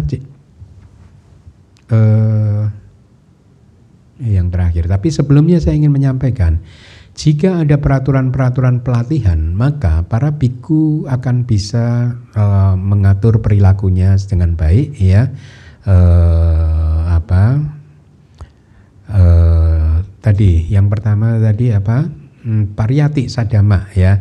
Jadi kalau dengan adanya peraturan-peraturan winaya ya, maka biku akan bisa mempelajari Buddha Wacana atau Pariyati Sadama, sehingga akhirnya biku-biku yang sudah belajar Pariyati tersebut bisa mencapai atau merealisasi Lokuttara Dhamma, Dhamma yang adi duniawi, yaitu magga dan pala yang dicapai secara berturutan setelah sebelumnya menjalankan pati-pati atau latihan praktek atau praktek meditasi. Itulah mengapa sadhamma jadi tahan lama, karena adanya regulasi atau penetapan aturan pelatihan atau winaya. Oleh sebab itu kalimat ini dikatakan oleh Sang Buddha bahwa beliau menetapkan winaya itu demi umur panjangnya sadhamma atau dhamma yang sejati.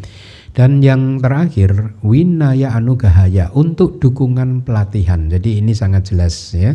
Jika ada regulasinya maka biku akan bisa berlatih dengan nyaman ya.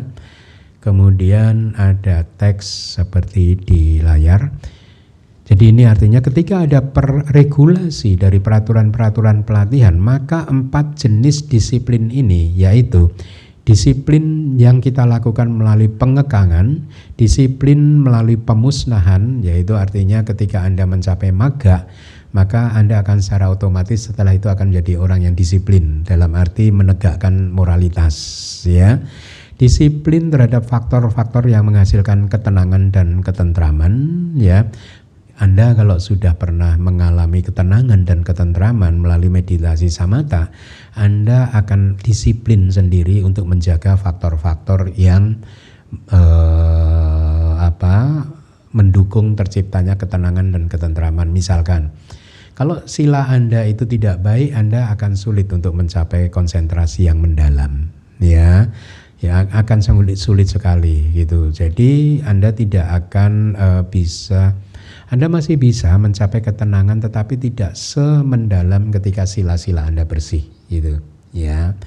Nah, kemudian yang keempat adalah disiplin yang terjadi melalui peraturan pelatihan. Karena kita menjalankan peraturan itu, maka terjadi atau muncullah disiplin-disiplin itu. Nah, semua disiplin itu bisa didukung, ditopang dan dipertahankan dengan baik kalau ada peraturan winaya. Oleh karena itu, Sang Buddha berkata, beliau menetapkan winaya demi mendukung pelatihan. Jadi ini tadi tentang Winaya Pitaka yang semuanya sampai hari ini juga masih ada. Saya akan sampaikan secara cepat saja karena waktunya tinggal 5 menit. Di kitab kita juga mencapaikan Sutta Pitaka atau isi dari sutta yang ditetapkan di Dewan Buddhis yang pertama. Itu saya hanya sampaikan bahasa Palinya, tapi intinya sudah saya cek semuanya juga masih ada sampai sekarang gitu. Ini ya, tentang ini Anda bisa dengarkan ulang di kelas yang keempat, ya, kelas asal mula Theravada yang keempat itu sudah saya sampaikan. Silakan didengarkan di sana ya. Kemudian Winaya Pitaka itu juga ada di kelas yang keempat. Ini harusnya Abhidhamma Pitaka ya, itu juga sudah disampaikan di kelas yang keempat ya. Sudah saya revisi Abhidhamma Pitaka, Dhamma Sanggaha, Wibangga, Datuk Kata, Pugala Panyati, Kata Wadu Yamakang Padanan, Idang Abhidhamma Pitakang nama. Nah, jadi ini juga ada ya. Kemudian dengan demikian akhirnya kesimpulannya adalah benar bahwa arti dari Theravada itu bukan doktrin para Thera atau ajaran dari para Thera, para sesepuh, melainkan adalah semacam deklarasi saja. Jadi 3 bulan setelah parinibbana, 500 arahat berkumpul melakukan melakukan resitasi komunal ya, hanya untuk melakukan deklarasi saja. Ini loh ajaran Sang Buddha ya. Dan deklarasi tersebut sudah dirawat oleh para bhikkhu sangga sejak hari itu sampai hari ini, diturunkan awalnya dari mulut ke mulut by oral tradition. Tapi begitu sudah mulai budaya menulis, ada buku sudah mulai ada, kitab lalu ditulis dalam bentuk buku. Jadi dari generasi diturunkan ke generasi berikutnya. Yang menarik adalah di setiap generasi selalu ada saja guru yang paham kitab suci ini, sehingga dia bisa menjaga kelangsungannya itu sampai hari ini. Bahkan di hari ini pun masih banyak guru yang paham kitab suci ya. Kalau Anda ke Myanmar, sekolah di Myanmar, Anda akan terpukau bagaimana banyak sayadaw di sana itu hafal Tripitaka dan kitab komentarnya itu. Mereka itu seperti kamus berjalan. Jadi dulu saya menikmati hari-hari saya ketika belajar di Myanmar itu, saya banyak bergaul dengan Bante-Bante Myanmar itu. Karena saya selalu merasa senang gitu kalau dekat-dekat dengan mereka. Ya karena kalau saya ada kesulitan atau ada yang lupa, tinggal saya tanya dan mereka melanjutkannya. Kayak kamus berjalan begitu. Bante, setelah Ewang Mesutang ikan sama yang Bhagavasawati yang Viharati yang ini apa Bante? Langsung lanjut gitu. Jadi seneng kitanya gitu ya, karena mereka digembleng dengan cara yang dengan disiplin yang tinggi sejak kecil kan. Jadi hafalan mereka itu sudah banyak sekali. Nah, jadi demikianlah kelas pada pagi hari ini ya. Minggu depan kita akan mulai topik yang baru, yaitu Brahma Jala Sutta. Terima kasih. Sadu, sadu, sadu.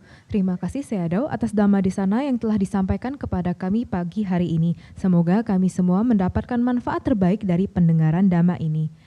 Bagi Kalyanamita yang membutuhkan materi slide kelas PS pada hari ini dapat mengunduhnya di website DBS di www.dhammawihari.or.id. Selanjutnya, kita akan memasuki sesi tanya jawab. Izinkan kami untuk membacakan tata tertib sesi tanya jawab. Bagi Kalyanamita yang berada di ruang dhammasala dan lantai dasar, silakan mengacungkan tangan untuk bertanya atau klik tanda raise hand bagi Kalyanamita yang bergabung pada Zoom meeting. Harap penanya memperkenalkan diri. dengan menyebutkan nama dan domisili. Harap mengajukan satu pertanyaan terlebih dahulu secara ringkas dan jelas yang berkenaan dengan topik hari ini. Karena keterbatasan waktu, maka bisa jadi tidak semua penanya berkesempatan mendapatkan giliran untuk bertanya. Baiklah, Kalanamita, kami persilahkan kepada Kalanamita yang ingin bertanya dari ruang Dhammasala terlebih dahulu. Kepada yang di belakang, Bapak yang di tengah.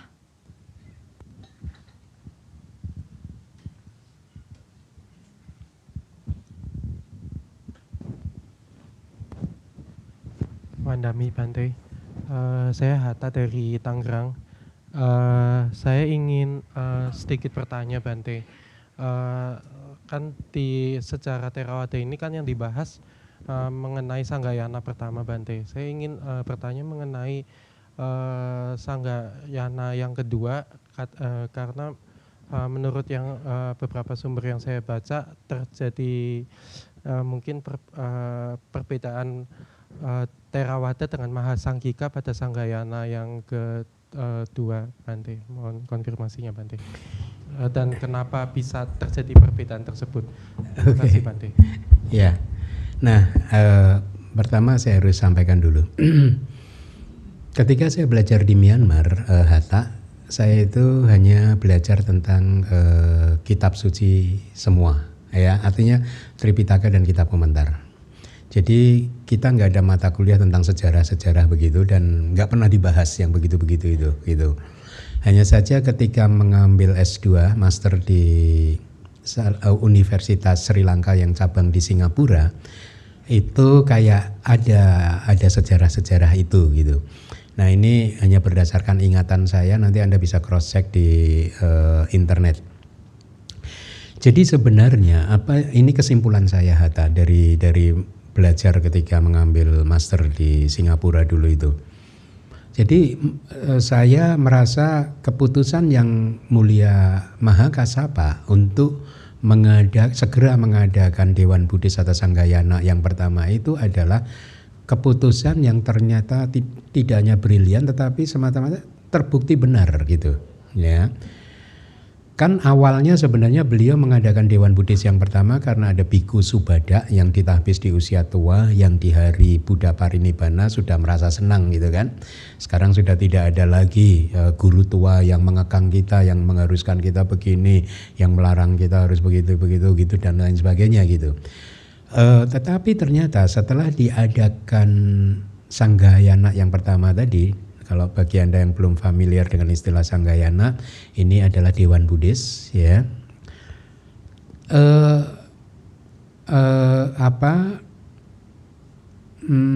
Gejala-gejala perpecahan itu nggak berhenti, Hatta. Sejak itu pun nggak berhenti sehingga kalau saya tidak salah ingat, bahkan beberapa bulan setelah Dewan Buddhis pun perpecahan mulai semakin tajam, Hatta. Beberapa bulan setelah Dewan Buddhis, karena ada yang nggak mau terima, tapi sebenarnya mereka awalnya nggak menerima hanya 10 points of controversies. Jadi mungkin Hatta nanti bisa lihat di internet. 10 points itu menurut saya itu sederhana. Misalkan biku boleh membawa bumbu, boleh membawa garam di siang hari dan lain sebagainya begitu, ya. Hal-hal yang sederhana sebenarnya yang tidak harus diperuncing begitu, ya. Nah tetapi sejak saat itu pun Sangga sepertinya tidak berhasil untuk meredakannya, sehingga pada 100 tahun kemudian kira-kira setelah Buddha Parinibbana, perpecahan atau perbedaan itu menjadi semakin tajam, ya.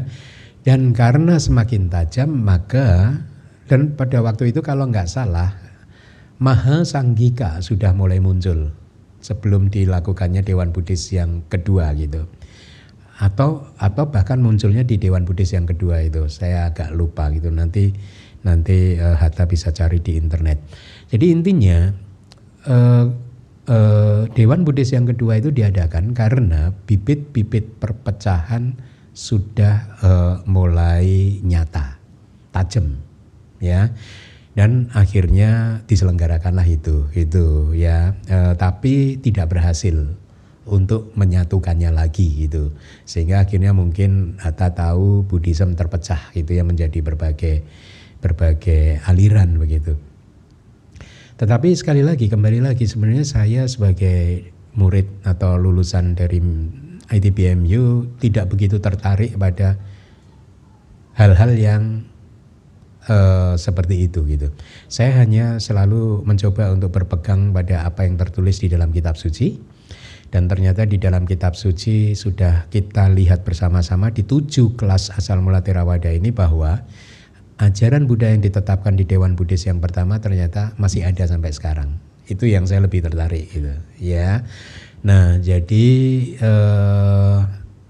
ya sejauh yang saya tahu itu proses perpecahannya seperti itu. Sebenarnya ketika saya belajar ngambil master di Singapura itu ada mata kuliah Mahayana gitu ya, dan di situ banyak profesor yang mengupasnya gitu ya, tetapi saya mungkin merasa tetap tidak kompeten ya, tidak pada tempatnya juga saya untuk menyampaikannya di sini. Sebenarnya referensi-referensi yang kita pelajari di Singapura dulu juga bagus-bagus gitu ya. Jadi kita banyak tahu sebenarnya tentang Mahayana, tetapi karena saya bukan Biku Mahayana maka saya rasa saya tidak perlu untuk menyampaikannya begitu ya, Hatta. Jadi itu yang bisa saya sampaikan ya. Anumodana Bante. Baik. Sadu, sadu, sadu. Terima kasih Sayadaw atas penjelasannya. Selanjutnya kesempatan bertanya diberikan kepada penanya yang berada di lantai dasar. Silahkan tim multimedia untuk ditampilkan. Apakah ada yang ingin bertanya dari lantai dasar?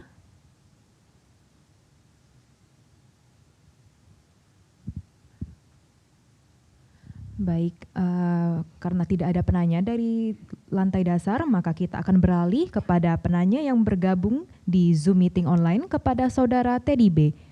Kami persilahkan. Ya, Pandami Bante, Teddy Bante dari Jakarta. Ya, Ten. Ya, mohon maaf ya Bante, saya kan belum mempelajari lah kitab agama Buddha dan kitab agama lain kali ya. Jadi itu kan banyak sekali gitu. Jadi saya mungkin mau tanya yang menurut pemahaman saya saja. Jadi bisa aja saya salah gitu. Menurut Bante, apakah peran mungkin dibilang kasta atau enggak kali ya, kesatria gitu? Apakah masih diperlukan gitu di zaman sekarang Bante? Maksudnya jadi kita nggak perlu ada polisi, kita nggak perlu ada penjara, kita nggak perlu ada kayak pemerintahan gitu. Ini saya nggak tahu ini bisa dibilang kasta Brahman, kasta kesatria atau peran kesatria. Tapi saya juga nggak tahu apakah ada dibahas di kitab agama Buddha atau enggak. Jadi saya mungkin mau tanya pendapat Bante aja, apakah bisa diubah perannya atau gimana Bante? Itu aja Bante. Terima kasih. Ya, Ted, sebenarnya sih kalau Buddha itu hanya mengajarkan dukkha dan dukkha nirodha. Ya, pube cahang bikawe dukan cewa penyapemi dukkha saca nirodang. Jadi wahai para biku, sejak sebelumnya sampai hari ini yang aku paparkan hanyalah tentang penderitaan dan berhentinya penderitaan gitu ya. Jadi dengan kata lain saya ingin menjawab bahwa Buddha sebenarnya tidak membahas secara detail hal yang seperti itu gitu ya, karena memang fokusnya tidak ke situ gitu, bahwa di zaman Buddha membahas tentang raja, tentang menteri. Di zaman dulu juga ada pemerintahan, Ted. Kalau nggak ada pemerintahan ya berantakan kita. Kayak tadi kalau nggak ada winaya juga bikunya juga berantakan gitu ya. Nah, dari ada aturan-aturan yang harus dipatuhi di dalam kehidupan bermasyarakat supaya masyarakat ini bisa berjalan dengan teratur gitu. Nah, kalau dikatakan apakah nggak usah ada pemerintahan, pakai kasta kesatria saja, itu bukan perhatian dari ajaran Buddha sih, ya. Jadi mau pakai kasta kesatria bagus, pakai pemerintahan bagus, begitu, apapun bagus. Nah, tugas kita hanya memahami, oh ternyata benar ya, hidup itu penuh dengan duka. Ya, oh ternyata benarnya sebab dari duka itu bukan pemerintahan, bukan kasta kesatria, bukan siapapun, tetapi adalah craving kita, tanha kita, itu adalah sebabnya gitu. Nah, kita diberi pemahaman yang benar, ternyata baik duka maupun juga sebabnya itu semuanya ada di dalam tubuh kita loh, ada di dalam diri kita. Penderitaan ada di dalam diri kita, penyebabnya pun juga ada di dalam diri kita gitu. Ya, jadi itu sebenarnya perhatian ajaran Buddha. Loh Bante, tapi enggak, itu ada seseorang menderita gara-gara ditipu sama temannya, bisnisnya hancur. Nah, bisnis hancur itu bukan penderitaan sebenarnya. Penderitaan adalah ketika dalam arti yang konvensional, arti yang dangkal ya. Penderitaan itu lebih berarti sebagai ketidakmampuan dia untuk menerima itu dengan lapang dada, itulah penderitaan. Itu ya. Jadi bukan orang yang menipu dia yang menjadi penyebab penderitaan, tetapi craving dia terhadap bahwa craving dia untuk selalu mendapatkan kehidupan yang nggak pernah ditipu. Nah, kemelekatan dia ya. Nafsu-nafsu dia terhadap apa yang dia harus punya, apa yang harus dia capai gitu. Itu yang menjadi penyebab penderitaan. Jadi bukan orang tersebut yang menyebabkan penderitaan. Nah, itu yang harusnya menjadi fokus kita semua ya di dalam menjalani kehidupan ini, di dalam siklus kelahiran dan kematian. Jadi begitu, mau yang mengatur kasta apapun nggak masalah ya tadi ya. Terima kasih Bante. Sadu, sadu, sadu. Terima kasih Sayadaw atas penjelasannya. Baiklah, selanjutnya kesempatan bertanya diberikan kembali kepada Kalanamita yang berada di ruang Dhammasala. Kepada saudara yang di tengah.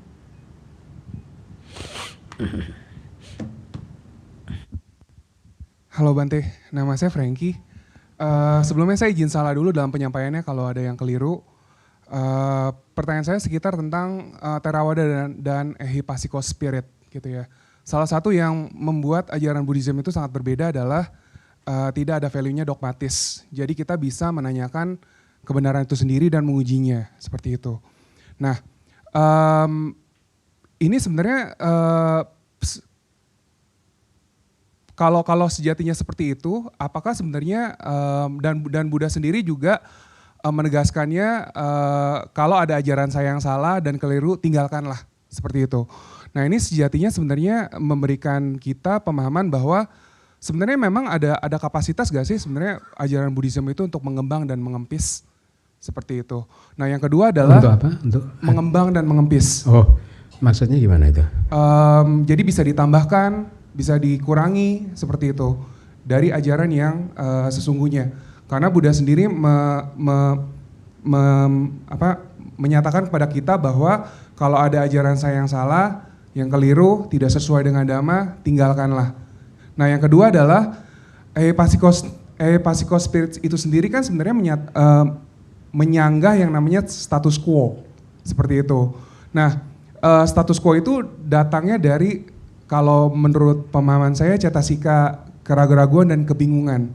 Nah, kok ini kesannya seperti Buddha itu menitipkan souvenir terakhir sebelum parinibbana itu adalah kebingungan dan keraguan gitu. Tapi kayaknya nggak mungkin ya, karena itu kan aku salah cetasika gitu. Mohon pencerahannya. Bingung dan ragu gimana? Sang Buddha di momen terakhir kenapa tadi? Ehipassiko spirit itu kan menentang status quo. Kalau ada yang tidak sesuai, silakan diinvestigasi. Seperti itu. Nah, investigasi itu dasarnya adalah keraguan dan kebingungan.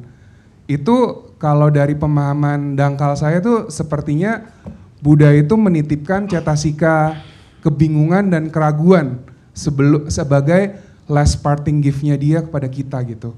Apakah seperti itu atau tidak? Terima kasih Bante. Baik, Frankie, bagus. Ada banyak poin yang saya catat nih. Theravada kemudian versus Ehipasiko ya. Jadi nggak ada dogma. Pertama mungkin yang saya harus sampaikan, ajaran Buddha harus dibedakan ke dalam dua level dulu, Frankie, yaitu conceptual teaching dan ajaran Buddha dalam arti paramata. Paramata itu kayak dalam arti the highest truth yang enggak refutable, yang highest truth-nya itu. Nah, saya bicara tentang highest truth saja karena hanya ada 4 ya. Highest truth ini adalah dhamma. Dhamma itu di sini artinya fenomena-fenomena yang sifatnya dari dulu sampai kapanpun tidak berubah. Ciri karakteristiknya tidak berubah. Jangan bingung, jangan dibenturkan dengan anicca dulu, tidak kekal dulu, jangan. Ini sifatnya tidak berubah, tapi dianya anicca, tidak kekal gitu. Nah, dhamma, the highest truth itu, fenomena-fenomena yang masuk dalam kategori kebenaran yang tertinggi, the ultimate truth, ya, ultimate truth, itu tadi ada 4, yaitu consciousness, kemudian mental factors, concomitant, mental concomitant-nya, kemudian fenomena materi, fenomena material, ya, matter, kemudian yang keempat nibbana. Nah, supaya kamu bisa lebih gampang memahami, sebenarnya frankly speaking, what really exists di dalam kehidupan ini hanya 4 ini sebenarnya. Yang lainnya nggak eksis sebenarnya. In the ultimate sense, mereka nggak eksis. Gitu. Seperti yang mungkin di kelas lalu kalau Frankie dengerin, mobil itu sebenarnya nggak eksis. Mobil itu eksis karena ada kumpulan ban, roda itu, setir, kemudi, pintu, kaca dan lain sebagainya. Baru ada mobil gitu. Ya. Jadi sebenarnya mobil nggak eksis, yang eksis komponen pembentuknya. Frankie nggak eksis, yang eksis hanya 3 fenomena yang ultimate tadi, yaitu your consciousness, mental concomitant, dan juga tubuh kamu itu kan fenomena materi, itu yang eksis. Nah itu ada di dalam Abhidhamma, dan ini adalah sesuatu yang objektif, artinya bisa kamu lihat melalui meditasi. Ya, ini benar-benar nyata, real, dan ciri karakteristiknya tidak berubah. Artinya begini, kalau kamu marah, itu rasanya kayak gitu itu. Karena itu karakteristik dari kemarahan gitu, ya, yaitu kayak menghancurkan dirinya sendiri gitu ya, ganas, ya, kemarahan. Kamu bayangkan kalau kamu marah kayak gitu itu gitu. Kalau kucing marah ya kayak begitu, Frankie. Iya, anjing marah kayak gitu. Orang Eropa marah kayak gitu. Orang Amerika marah kayak gitu. Orang manapun kalau marah rasanya kayak gitu itu. Ganas, pengen menghancurkan tempat yang mendukung dia untuk muncul, ya. Inilah makanya disebut ultimate. Ini kebenaran yang tertinggi, fakta. Ini adalah realitas yang tertinggi gitu. Yang tidak berubah itu dalam konteks seperti itu. Kalau Frankie sedang muncul nafsunya ya kayak gitu rasanya. Inginnya menggenggam objeknya terus. Ya? Gitu. Kalau kamu bernafsu tentang apapun lah, HP kayak apa kayak atau pacar kayak, nah, kamu inginnya genggam terus ya. Kalau dia lepas kamu nggak tenang. Nah kucing juga kalau lagi bernafsu kayak gitu. Anjing kayak gitu kalau bernafsu. Manusia dari negeri manapun juga kayak gitu. Itu ultimate. Nah, jadi Buddha sudah membagi-bagi, menemukan bahwa variasi dari consciousness ternyata hanya ada 89 atau kalau lebih detail 121. Variasi dari mental factors ada 52. Kamu udah belajar berarti Abhidhamma ya. Materi ada 28, nibbana ada 1 gitu. Itu kayak gitu semua. Itu yang benar-benar eksis di alam semesta ini sebenarnya gitu. Nah, ini adalah ehipasiko sebenarnya yang harus kamu datang dan lihatlah, ini loh ada kayak begini ini loh gitu. Lihatlah apa yang dikatakan Buddha ini coba bener nggak gitu. Kalau sisanya sih konseptual aja. Konseptual. Kalau namanya konseptual ya bisa berubah seiring berjalannya waktu. Boleh berubah.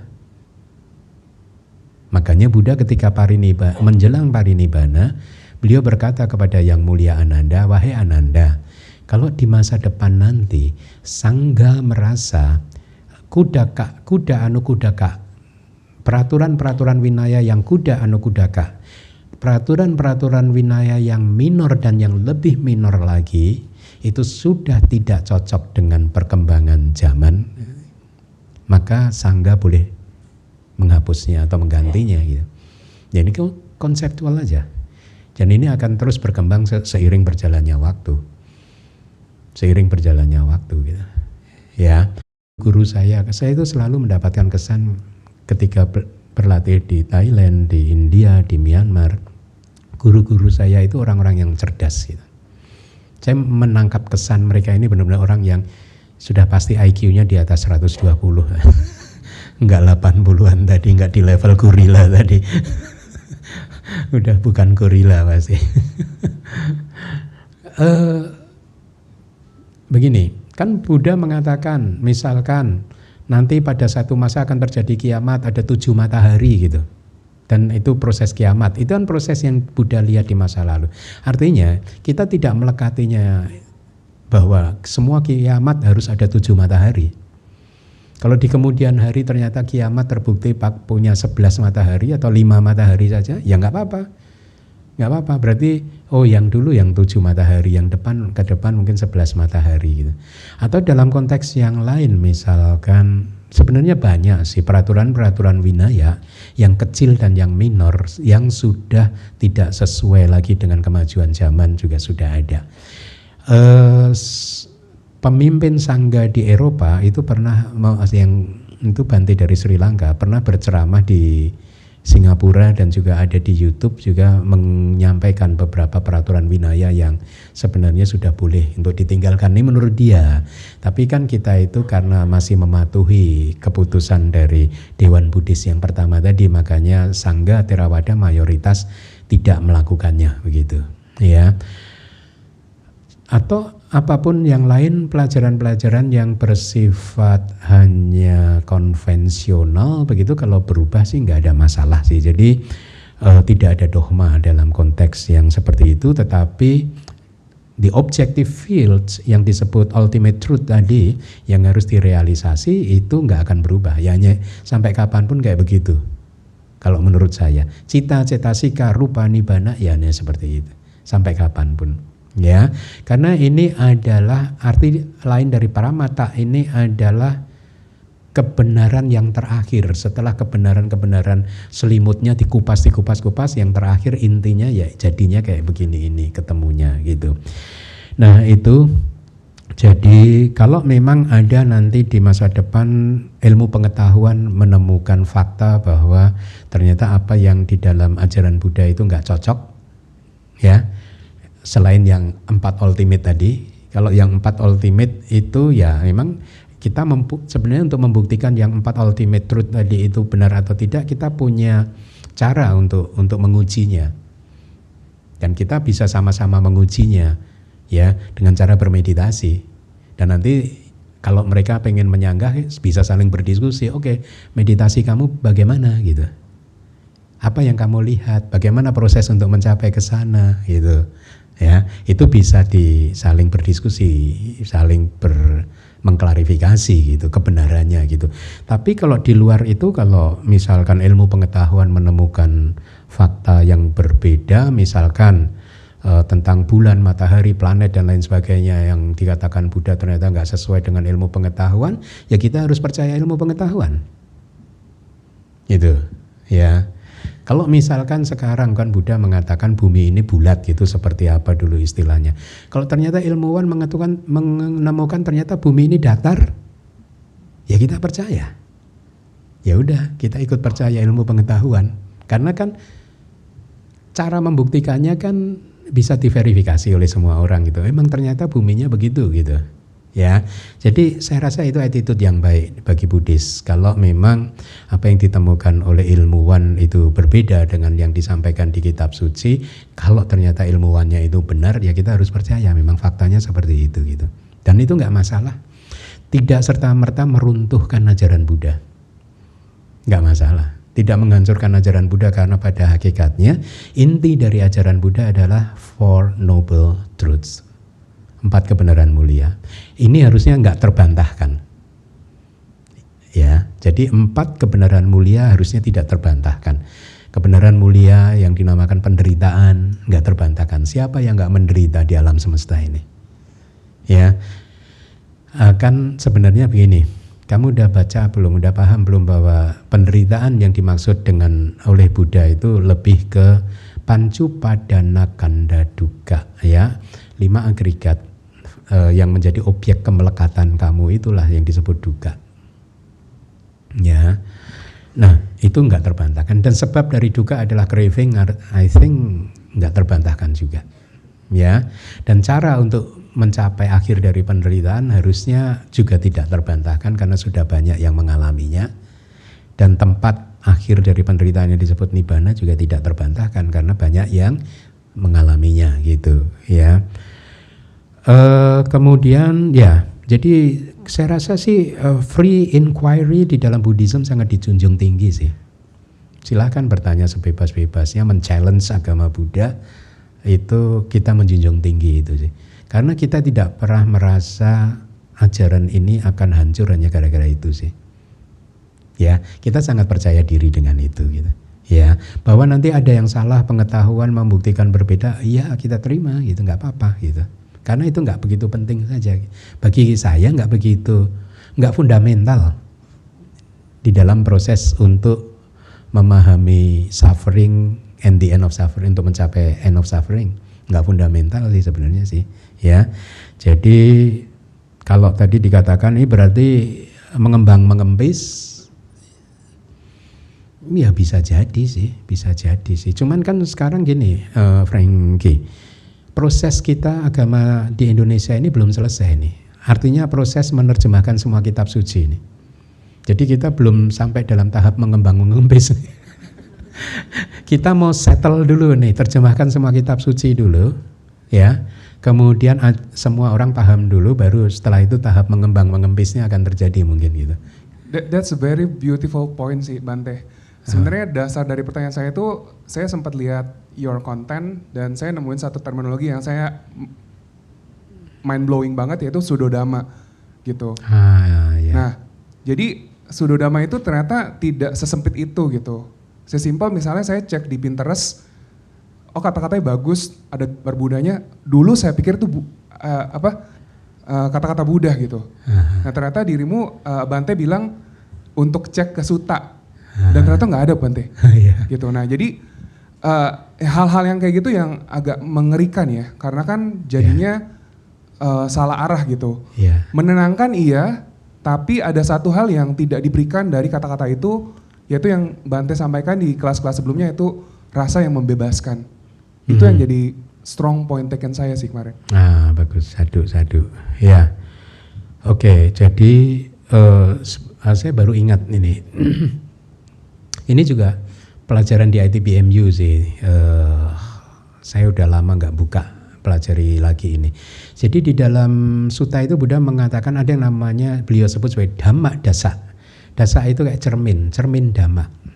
Jadi intinya begini. Jadi Buddha sebenarnya membebaskan diri kita. Kalau di masa depan nanti ada ajaran-ajaran yang tidak keluar dari mulutku, tetapi tidak berlawanan dengan apa yang aku ajarkan, maka ya itulah ajaran. Gitu. Kalau tidak berlawanan. Tapi kalau berlawanan ya itu bukan gitu. Tapi untuk bisa memutuskan ini berlawanan dan tidak, kan kita butuh ahli kitab. Ya toh? Kayak kalau masalah hukum ya kita percaya pada Hotman Paris misalkan gitu. Ya, nah dalam hal agama Buddha juga harus percaya, kita rely on ahli kitab dong. Nah ini kan kita belum, makanya saya sering mengatakan agama kita Theravada ini terlambat sebenarnya, agak lambat. Karena sudah hampir udah sekian lama tapi kitab suci belum diterjemahkan. Baru dimulai 5 tahun 6 tahun yang lalu, agak terlambat sih. Tapi ya nggak apa-apa, daripada kita mengeluh mending kita bekerja keras saja sekarang. Kemudian status quo mengindikan Wicikicca dan Uddhacca ya dijawab dengan Dhamma Dasa, cermin Dhamma tadi. Sebenarnya nggak ada keraguan dan ini sih. Intinya karena kita harus bedakan antara konsep dan pramata. Ya, kebenaran konvensional bisa berubah. Ya, kebenaran yang bersifat konvensional. Tahu kan konvensional, namanya konvensional. Ini kan kesepakatan saja gitu. Iya toh? Anda semua sekarang sepakat saya ini namanya Bante Geminda. Tapi kalau besok Anda semua sepakat saya ini namanya ganti B, ya saya nggak bisa apa-apa. Ya silakan panggil dengan nama lain, konvensi kan begitu kan. Jadi harus dibedakan sih kebenaran dalam arti konvensional dan ultimate truth ya. Oke. Terima kasih banyak Pak. Baik. Sadu. Terima kasih Seado atas penjelasannya yang terperinci. Baiklah Kalyanamita, pertanyaan tadi merupakan pertanyaan terakhir pada sesi tanya jawab kali ini. Sadu. Sekali lagi Anumodana Seado atas pembabaran asal mula Theravada bagian ke-7. Mohon Seado berkenan untuk memberikan kesempatan kepada kami untuk membacakan pengumuman dan berdana parami. Kalyanamita, berikut adalah beberapa pengumuman.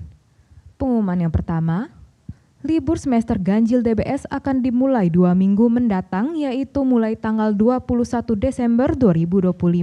Sehingga di minggu depan 14 Desember merupakan kelas Pariyati Sasana terakhir di semester ini. Kelas Pariyati Sasana dan kelas sekolah minggu Buddha Dhammanusari akan dimulai kembali pada semester baru tanggal 11 Januari 2026.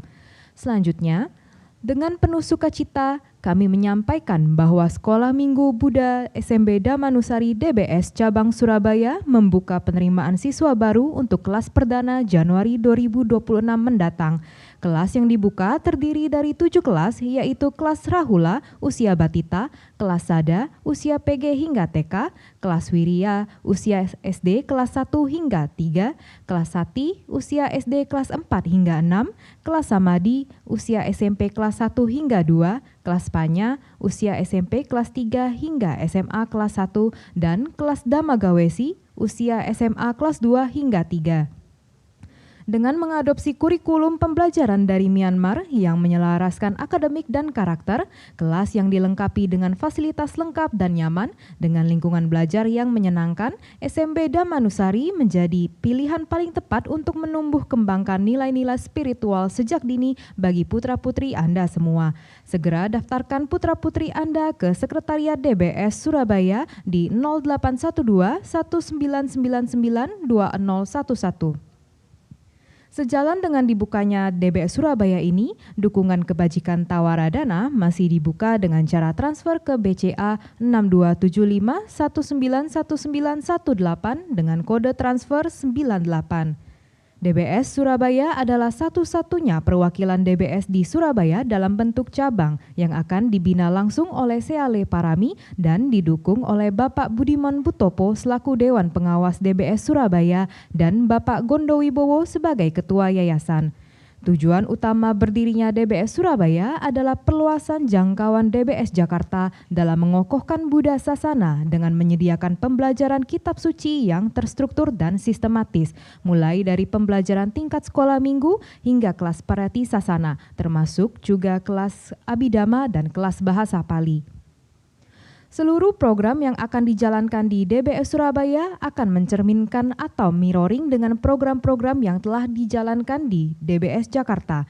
Bagi Kalyanamita yang memiliki semangat pelayanan untuk turut berkontribusi, baik sebagai bagian dari tim Wiawaca maupun sebagai fasilitator sekolah minggu, kami mengundang Anda untuk bergabung dan mendukung pengabdian luhur ini.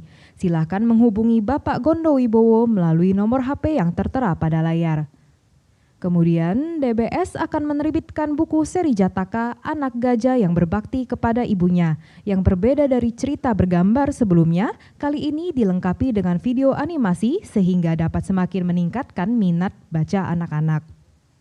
Dukungan dana buku ini dengan cara transfer dengan kode transfer 23 dan batas akhir dana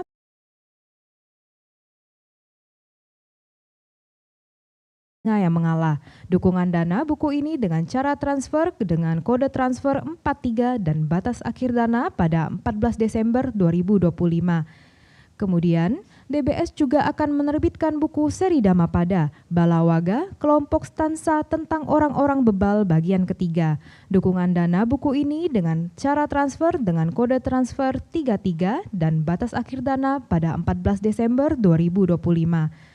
Selanjutnya, DBS juga akan menerbitkan buku cerita bergambar Asiwisopa Masuta, perumpamaan tentang ular. Dukungan dana buku ini dengan cara transfer dengan kode transfer 23 dan batas akhir dana pada 11 Januari 2026.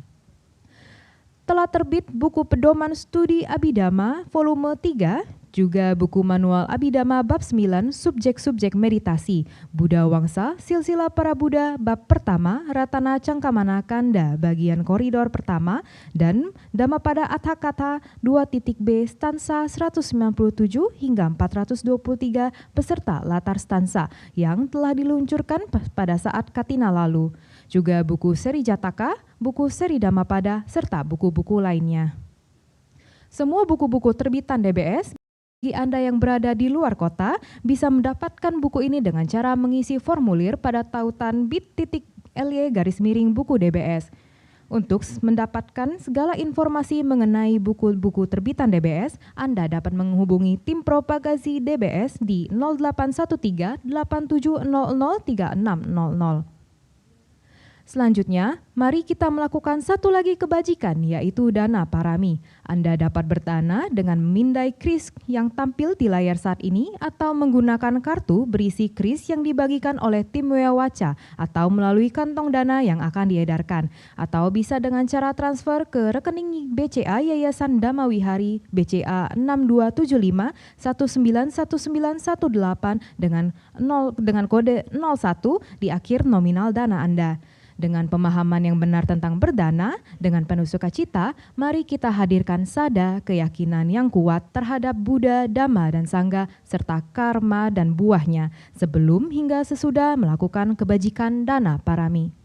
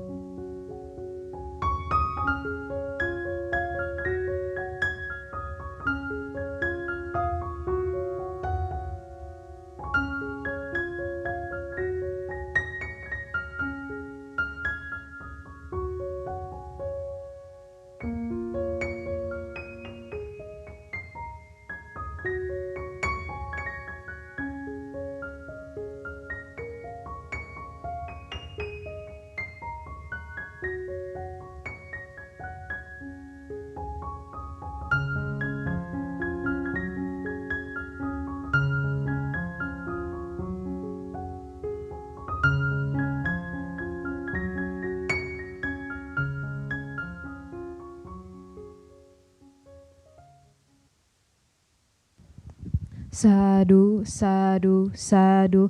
Sekali lagi, anumodana Sayadaw atas pengajaran Dhamma pada hari ini. Selanjutnya, mohon agar Sayadaw berkenan untuk membimbing kita semua untuk melakukan pelimpahan jasa atas semua bentuk kebajikan yang telah kita lakukan pada hari ini. Mari Kalyanamitta, kita semua beranjali. Kepada Sayadaw Keminda, kami persilahkan.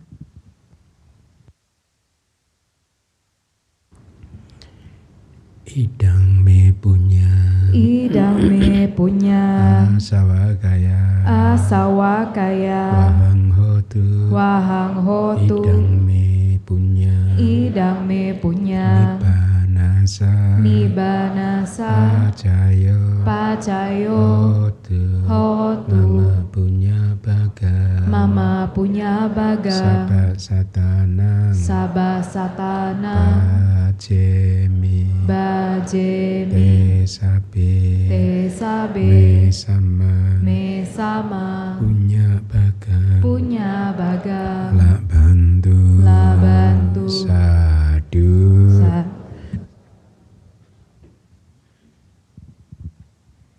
Sekali lagi, terima kasih Sayadaw atas pengajaran Dhamma pada hari ini. Jika berkenan, Sayadaw dapat meninggalkan ruang Dhammasala. Kalyanamitta, karena Sayadaw Keminda akan meninggalkan ruangan, mari kita semua berdiri sambil beranjali dan berucap anumodami Sayadaw atas Dhamma Desana dan bimbingannya.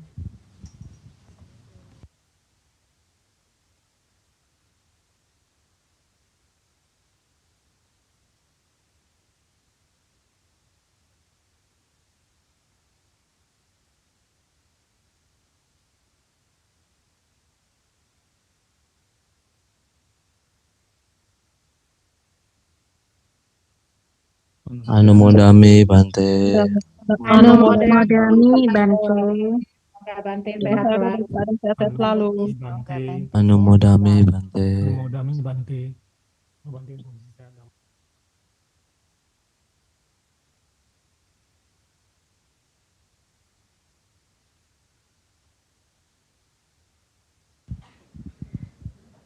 Demikianlah kelas Pariyati Sasana DBS pada hari ini. Tim DBS akan selalu membroadcast informasi dan kegiatan DBS melalui WhatsApp Community Buddha Sasana Nugaha dan juga sosial media lainnya. Untuk itu, jangan lupa untuk selalu mengikuti sosial media DBS seperti Facebook, Instagram, dan TikTok. Terima kasih atas dukungan para donatur sehingga kegiatan kelas PS pada hari ini dapat berjalan dengan lancar. Akhir kata, saya Luciana mewakili segenap tim Wewaca DBS dan staf DBS yang bertugas mengucapkan terima kasih atas kebersamaan Kalyanamitta dari awal hingga akhir kelas PS ini berlangsung. Suki Hontu Kalyanamitta, semoga kita semua selalu dalam keadaan sehat, damai, dan berbahagia. Sadu, sadu, sadu. Sampai jumpa minggu depan.